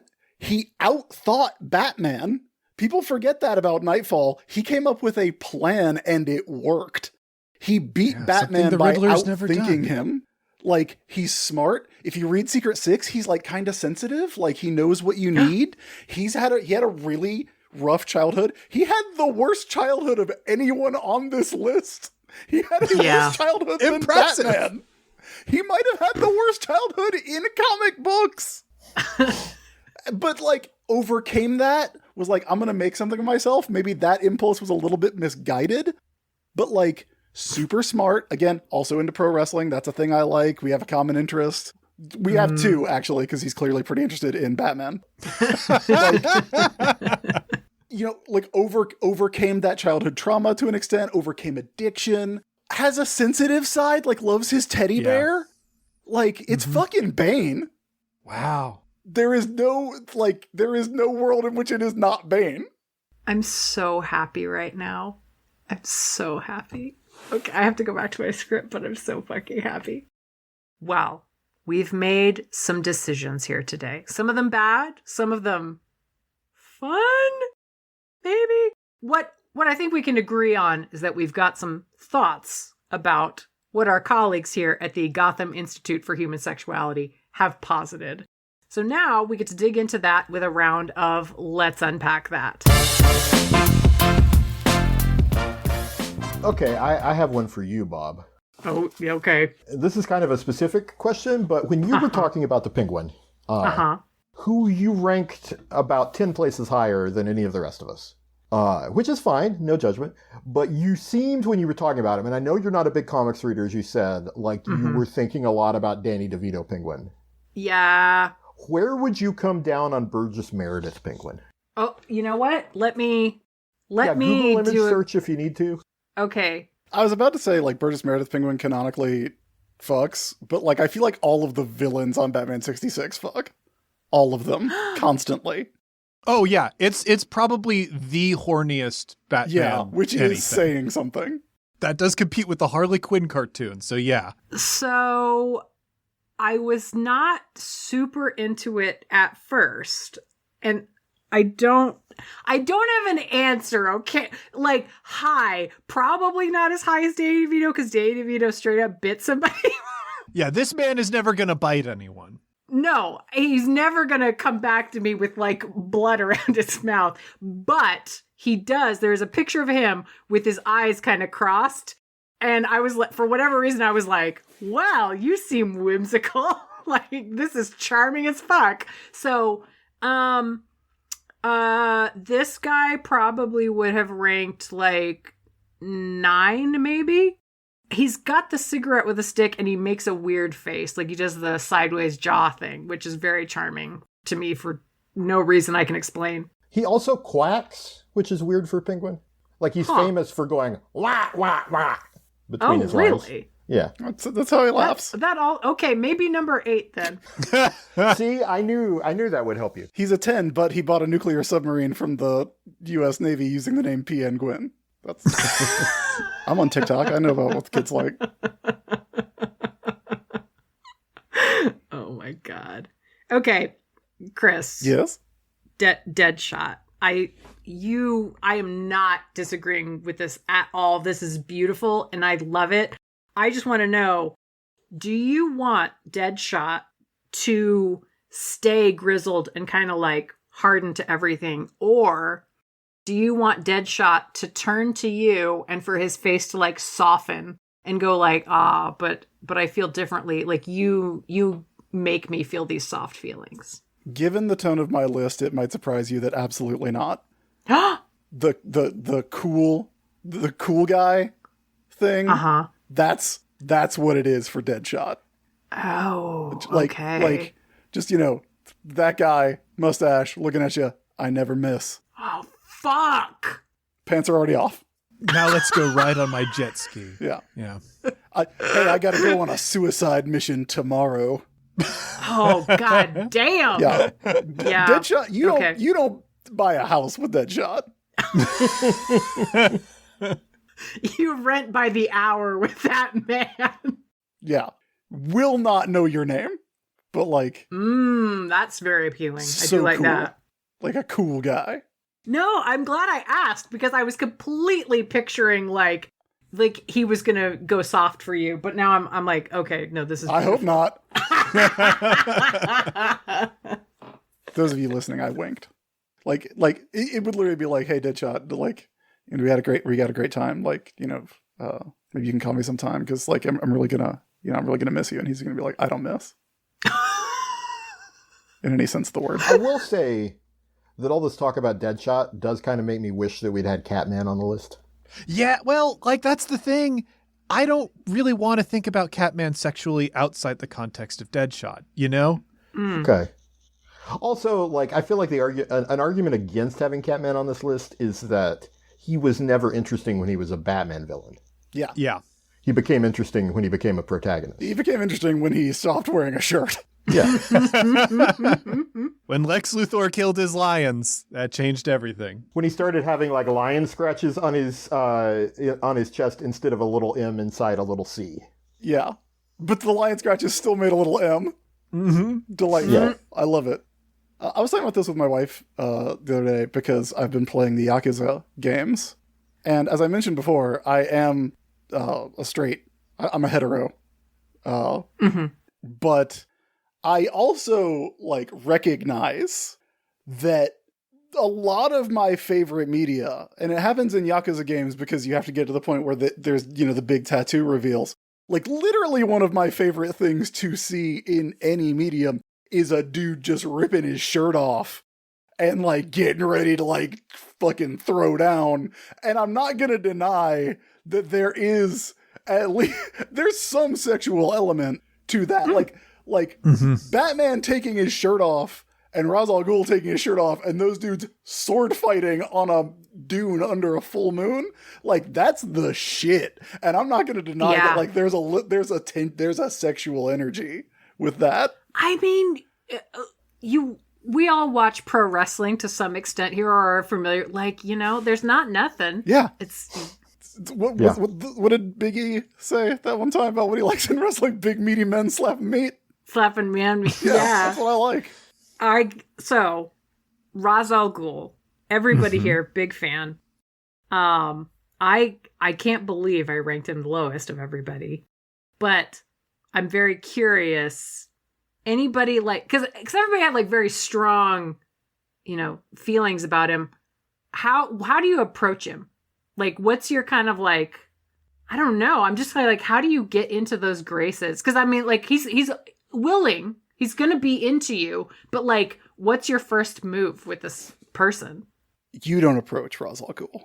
Yeah. Oh, yeah. fuck. Ra's al Ghul is introduced in his first appearance walking into the Batcave. Yeah. Because he just figured out who Batman was and was then he's probably got a cave under his house where he keeps his rocket car. That's what I would do. I have caves all over the place. Love caves. He, is one of the only people to make their first appearance just cruising on in to a place no one is supposed to know exists. You don't approach Ra's al Ghul. Ra's al Ghul comes to you. Yeah, I would say the opening thing is be very, very good at something. Yeah. You got to be good enough at something that his nickname for you is the thing that you do. That's it. Oh, Fuck. Somebody call me writer. Oh, that'd be good. I know. I'm shit. That'd be good as hell, actually. Yeah. The way he says it. Mm-hmm. If he was oh yes, hello, Super Mario World for the Super Nintendo Entertainment System. I'd be oh, hell yeah. What's up, dog?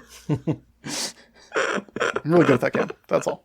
Now I guess I have to be more dedicated to stuff that I do. Because I'm well, that's worth it. Chris, you are giving me a vision of a young Ra's al Ghul who is really into speedrunners and just contacts his favorite What's best up, YouTube? runner. Smash that like and subscribe. I'm surprised that you went there and that you didn't realize that if it was you, he'd be hello, Game Master. Yeah, oh, well, that's the fucking thing. That's the wild thing about Ra's al Ghul is that if you were to call me Game Master, it's doing too much, It's really validating, honestly. God damn it! Maybe he should have been all of our number one. Now I'm because okay, Bane is very good, but it's just a different kind of energy that he brings than what Bane is dedicated and devoted. Ra's reaching out to you because you're the best at a thing. That's more about him than it is about you at the end of the day. Ra's has been a billionaire for 450 years longer than anyone else has been a billionaire. And Bane grew up. Bane is, not even from the streets. Bane's from a room. Yeah. So I feel Bane's more relatable. Yeah, Bane this is knows true. hard times. He knows hard times. You're not gonna have to get past the ethical quandary of Bane, who is a murderer, who has killed several people with his bare hands. But what hands? I know you said it, but I'm just there was a lot of clustering of Bane, and then Elle, you were the one outlier with Bane, like almost near dead middle. What's missing? I don't know that anything's missing specifically from Bane. I just think they're 8 people more fuckable. I think Bane is great. I like what all you're all saying. Also, one thing that hasn't been mentioned is that on the Young Justice animated series, he's voiced by Danny Trejo, which also does a lot for him. Damn. The like gimmick voice casting on that cartoon is probably the best thing about it, which might be a controversial statement. But yeah, I just think, I mean, he could have gone above the Riddler. That's sort of like iffy, but like Clayface turns into different people. Calendar Man has 1,500 costumes. Harley Quinn is a hot clown. You know, Deadshot has hot sleazebag energy. Hugo Strange wants to turn you into stuff. We already talked about Ra's al Ghul and Catwoman. Like, Bane just didn't quite make, the illustrious top 8, but he's still quite fuckable. Don't get me wrong. Ultimately, the reason I had Bane lower is because I had to have room for Hugo Strange at the top. That is such a bold pick, and I am like 5% more into him now. I'm still terrified, but again, my terror is for people who can get into his exact thing, he's going to be a top tier hit, but like you really have to be into all of it in order for it to work. Dang, I don't know if I could do it, but maybe it's worth trying. All right, and now the Bat Computer has given us the final rankings. Let's get it. Number 21 is the Batman Who Laughs. Number 20 is the Joker. 19 is Mad Hatter. 18 is Hush. 17 is Mr. Freeze. 16 is Hugo Strange. He's moved up quite a bit. 15 is Man-Bat. That's my fault. 14 is Penguin. That's also my fault. Number 13 is Two-Face. Thank you, Chris. Honestly, it feels right. Number 12 is Killer Croc. Number 11 is Clayface, who I guess then is going to be our median. I'm not, as I understand it. I don't know if he feels right as a median. He doesn't feel wrong as a median. Again, medium lay with anyone you can imagine. I feel like it works. Yeah, he's the one character on the list that can turn into every other character on the list. That's true. But not fuck as well as half of them. Yeah. And then number 10 is a tie between Calendar Man and Scarecrow. Interesting couple. Number 8. Wild tie to lead off the top half of the list. Halloween, a big day for them. That is 100% their anniversary. They love it. Okay, number 8 is the Riddler. 7 is Harley Quinn. 6 is Talia al Ghul. 5, Ra's al Ghul. Very, very pleased with this. Number 4, Deadshot. Number 3, Poison Ivy. Number 2 is Bane. And obviously number 1 is Catwoman. So, beautiful. I would say the only real surprise there is Deadshot. Yeah. I think he swung a lot higher than most people would have assumed. Yeah. I don't think I would have thought to put him on the list if I was just making a list. But if he's there, I think you realize, like, yeah, there's something there. You're like, I gotta fuck this man. How can I, if I don't, I'm gonna be sad about it.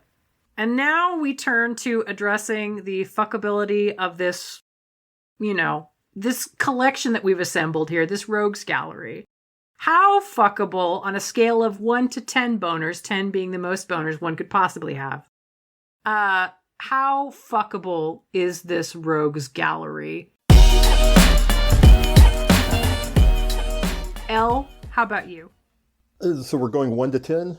Yes. Okay, so balancing out, the fuckability with the, you might get murdered, I'm going to give it 7. Oh, ooh, okay. There's a lot of fuckability. There's also a little you might get murdered. Those two so often go together on this show. I think I'm going to say a 6, which is so kind of weirdly low for me, but I start hitting my around 12, which is really early for me. So yeah, that's maybe I'm not. Maybe I have failed these villains, but yeah, it's a 6. But the ones I do want to fuck extra good. All right, James, what about you?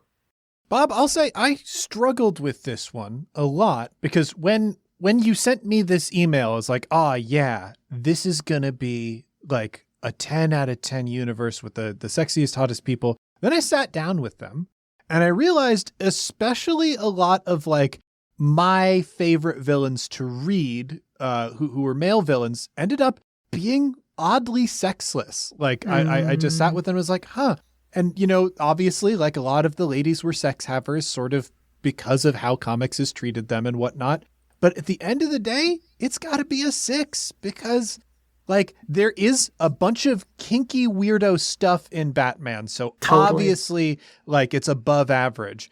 But there was less sex in it than I thought there was going to be initially. So that's where it is. Yeah. All right, Chris. Out of 10 boners, how fuckable is this rogues gallery? Like as a whole? Yeah. Like a 0. What are all of you talking about?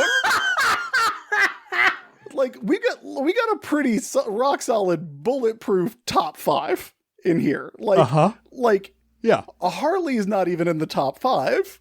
That's how good we are. That top 5 also has one mass murderer in it. What? You and your deal breakers. There are so many mass murderers on this list. There's so many people who have killed way more people than it's okay to kill. Which I would say is 0. Okay, I mean, tough but fair. Like what do you think is, like, I'm looking at this list like, if I gotta fuck everybody on this list or nobody on this list, I'm fucking nobody. Because if the choices are everybody or nobody, there is no force in the world that's gonna get me to fuck the Batman Who Laughs, which is an evil Batman Joker from the Bad Ideas dimension. Oh, look, Chris, I know there are a lot of mass murderers, but none of us is free of sin. Okay, so. Also, it just occurred to me to think about the kind of sex that they must have in the Bad Ideas dimension. Oh, man. It's everything that you read about in like a magazine. Yeah. Like nobody would really do that. In that world, they do it. I'm just saying that's where we're at with just, there's a lot of murderers on here. James, as you put so bluntly, there's also one shoot pedophile on here. Yeah. Like, it's gonna be a no from me, dog. It's gonna be a hard pass. But if it's like eating vegetables. It's definitely not like eating vegetables. No. Brussels sprouts are good and they provide valuable nutrients. I love vegetables. This is not a burn on vegetables. This is me saying, like, I would eat some of these fucking lima beans to get Man-Bat, you know? So I'm in this weird place right now because of something Chris just said, and pardon me for sounding absolutely out of my mind for a moment, I kind of want to defend the Mad Hatter. Oh! Okay. And I'll cut it if it goes bad, don't worry. To be clear, I don't give a shit about the Mad Hatter. I've never been interested in the Mad Hatter. But there's this thing that happens with comic books. There's lots of characters we could talk about this with, like Hank Pym, Reed Richards, Star Fox is a big one. There are these comic book characters where somebody gets an idea and they're like, oh, I'm going to write this real, like, shitty version of this character who's doing horrible things. Mm-hmm. Some writer does that. And even though that's never in other stories been a part of that character before, all of a sudden that character, like, Mad Hatter wasn't a pedophile in the Silver Age. He wasn't a pedophile on Batman 66. Like, somewhere, I want to say early 2000s when everything was shitty. Somebody was like, well, Lewis Carroll was a pedophile, so Mad Hatter should be a pedophile, and wrote a story where that was the case. And then that kind of spread from there. And, like, as much as I don't care about Mad Hatter, I sort of have it's just a general comics thing that I have a problem with, where somebody taints a character with like a story or two, and then people act like that's the definitive version of that character for all time. That is a really fair critique. And like, you know, in Mad Hatter stories, it is kind of divorced from sexuality, but like, I can't escape the fact that like, you know, mind control is a big part of his thing. And the other part of his thing is that he did read Alice in Wonderland and come to the decision, I would like to do that to somebody. So it's just, yeah, it's not a 1,000-mile leap to be fair. yeah, but I felt like it was worth bringing up. Elle, I knew what you were going to say before you said it, because I had a very similar and somehow even more indefensible version of this conversation with Matt Wilson recently, where I was talking about how you cannot tell people and you cannot explain to people that for like 30 years the Red Skull wasn't a Nazi. Yeah, he was Cobra Commander, and there is a slight difference. There is a slight difference in how those characters worked, and you can't really tell people that because you can't. No, because I get it, and I agree about the Red Skull too. But again, take that out of the equation. Still so many murderers. Still no force on the world that's going to make me fuck the Joker.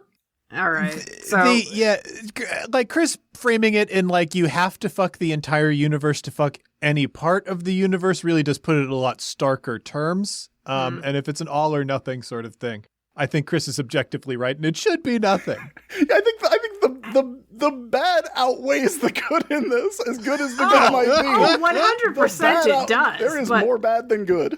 I mean, I'm just saying, Killer Croc holding you in those giant reptilian arms. Listen, it's not meant to be, and that's he ate a boy. Okay, I picked the wrong one. Ate a boy. Killer Croc ate men. Killer Croc just holding you close in his huge arms, leaning his head down next to your ear and whispering, "Just so you know, I have a dick." Just so you know. I just want to be incredibly clear. I know a lot of clear. people are asking questions about it. I just want to be clear. Keeps coming up for some reason. Just like, I know what people say. Just want to let you know it's not normal down there, but it's more normal than a lot of people have been saying. Can't wait to read Tim Robinson's run on Detective Comics, where that happens. Tim Robinson should play Killer Croc. That would be great. I'd watch that. Oh my fucking God. Oh. And finally, we turn to one another. We turn to ourselves, perhaps, and ask, what did we learn here? Maybe we learned nothing. Maybe we learned things we can never unlearn. But nonetheless, we ask, what did we learn here today?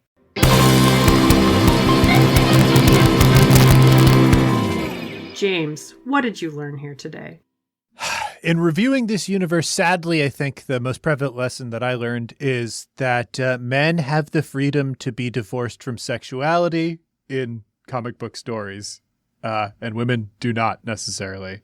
And that's a bummer. All right. Elle, what did you learn here today? I learned that a lot of male characters should be more connected to their sexuality because they'd be that much more interesting if they were. All right. I mean, this naked Bane sounds like there's not nothing there, but yeah. If it helps. Yes. I also learned that nobody else likes Hugo Strange but me. But I'm proud of you. That was really beautiful and special to me. I think I learned, I don't always rank AFAB super high because I was enculturated to like men, so I'm like, oh, he's trash, delicious. Whereas I'm like, oh, AFAB, like I'm going, oh, there's this I want different things, but oh my fucking God, maybe it's the plant toxins, but Poison Ivy is just. I just want her to like me and like to braid her hair. And I have such strong I want to be her boyfriend so badly. I don't normally have that, especially not near the top of the list, but yeah, too good, too good. All right. Chris, what about you? What did you learn here today? I learned a couple things. I learned that while we're all okay with perverts, none of us like creeps. The other thing I learned was that when it comes to the dark reflections of humanity and the exaggerated evil traits that have been created to put the world's greatest detective to task and be major threats, I'm really just looking for romance. Yeah. I just want to be held by Killer Croc and pampered by Ra's al Ghul, apparently. Chris lecturing us from the goddamn mountaintop about our perverse desires when he is shopping for a spouse in the same list of murderers. Well, but okay. Who is Bane fuck or marry for you, Chris? Like modern Bane? Like current Bane? Like definitely marriage material, I think. Oh my god. Okay. I'm just sorry. Now I'm just picturing Bane picking up like your dog from the groomer or something, and just like how what's the name of his little teddy bear? What's the name of his little teddy bear? Bane's little teddy bear? Yeah, Bane's little teddy bear. What's his name? We should ask Chris Sims. He's the only person I could think of who would know this. Osito. My little dog Osito. Going to pick up Osito at the groomer before we go around, walk in the park, hit the farmer's market. Farmer's market with Bane? Come on. Mm-hmm. Oh my god. That man knows how to identify what the best produce is, no matter what it is. I did not see fresh vegetables till I was a man. Absolutely. 100% Bane. Oh my god, that's beautiful. I mean, I want every beautiful thing for you and Bane. I feel like it's very me to be like, who's the best? The guy who beat Batman.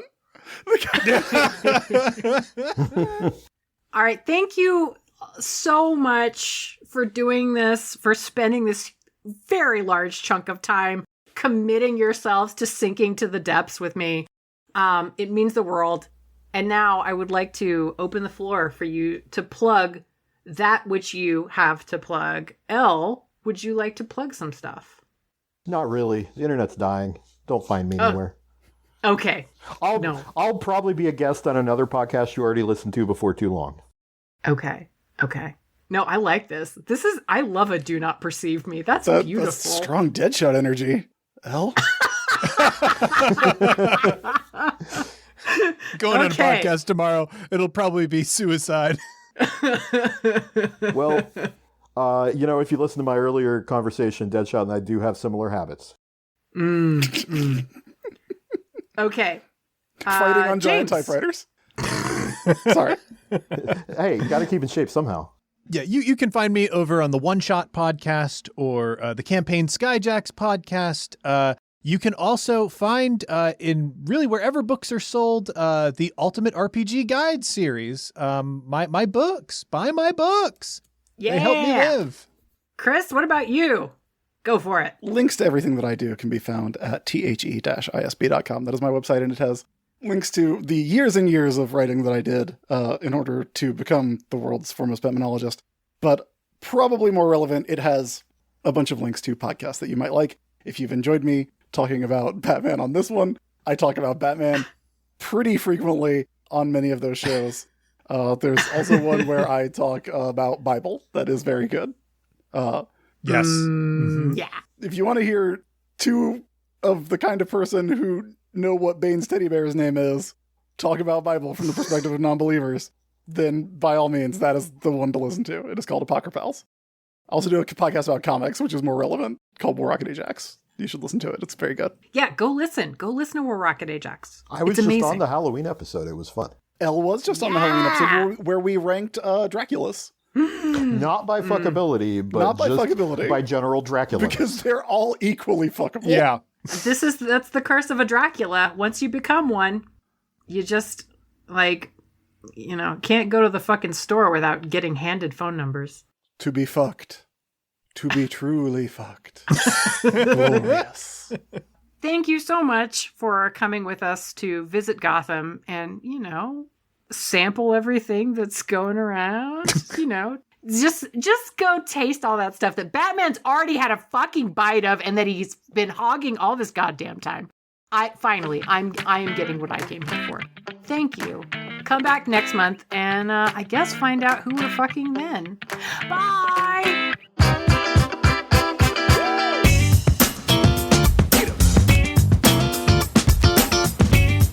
This has been Hard Choices. If you want to show your support and get even more goofs from behind the scenes, visit patreon.com/hard choices and become a patron. You'll get exclusive voting rights and participation in every weird new thing we do. If you like the show, please consider leaving a 5-star rating and review on the podcatcher of your choice. It shows people what's fun about the show and makes it easier for others to find it too. This episode produced by Dan Mulcairn. Go listen to Garden Plots with Skeletor. He's a great Skeletor. Our theme song is Funk Me by Soundroll. This piece and all music used in this production is licensed through Uppbeat. You can find details in our show notes and listen to more great tunes at uppbeat.io, spelled UPPBEAT.io. The Hard Choices logo is designed by Claire Mulcairn. If you'd like to get into touch with us, look for the Smash Fiction Fan Faction on Facebook and join the conversation. Thank you so much for listening and hanging out with us. You're a peach!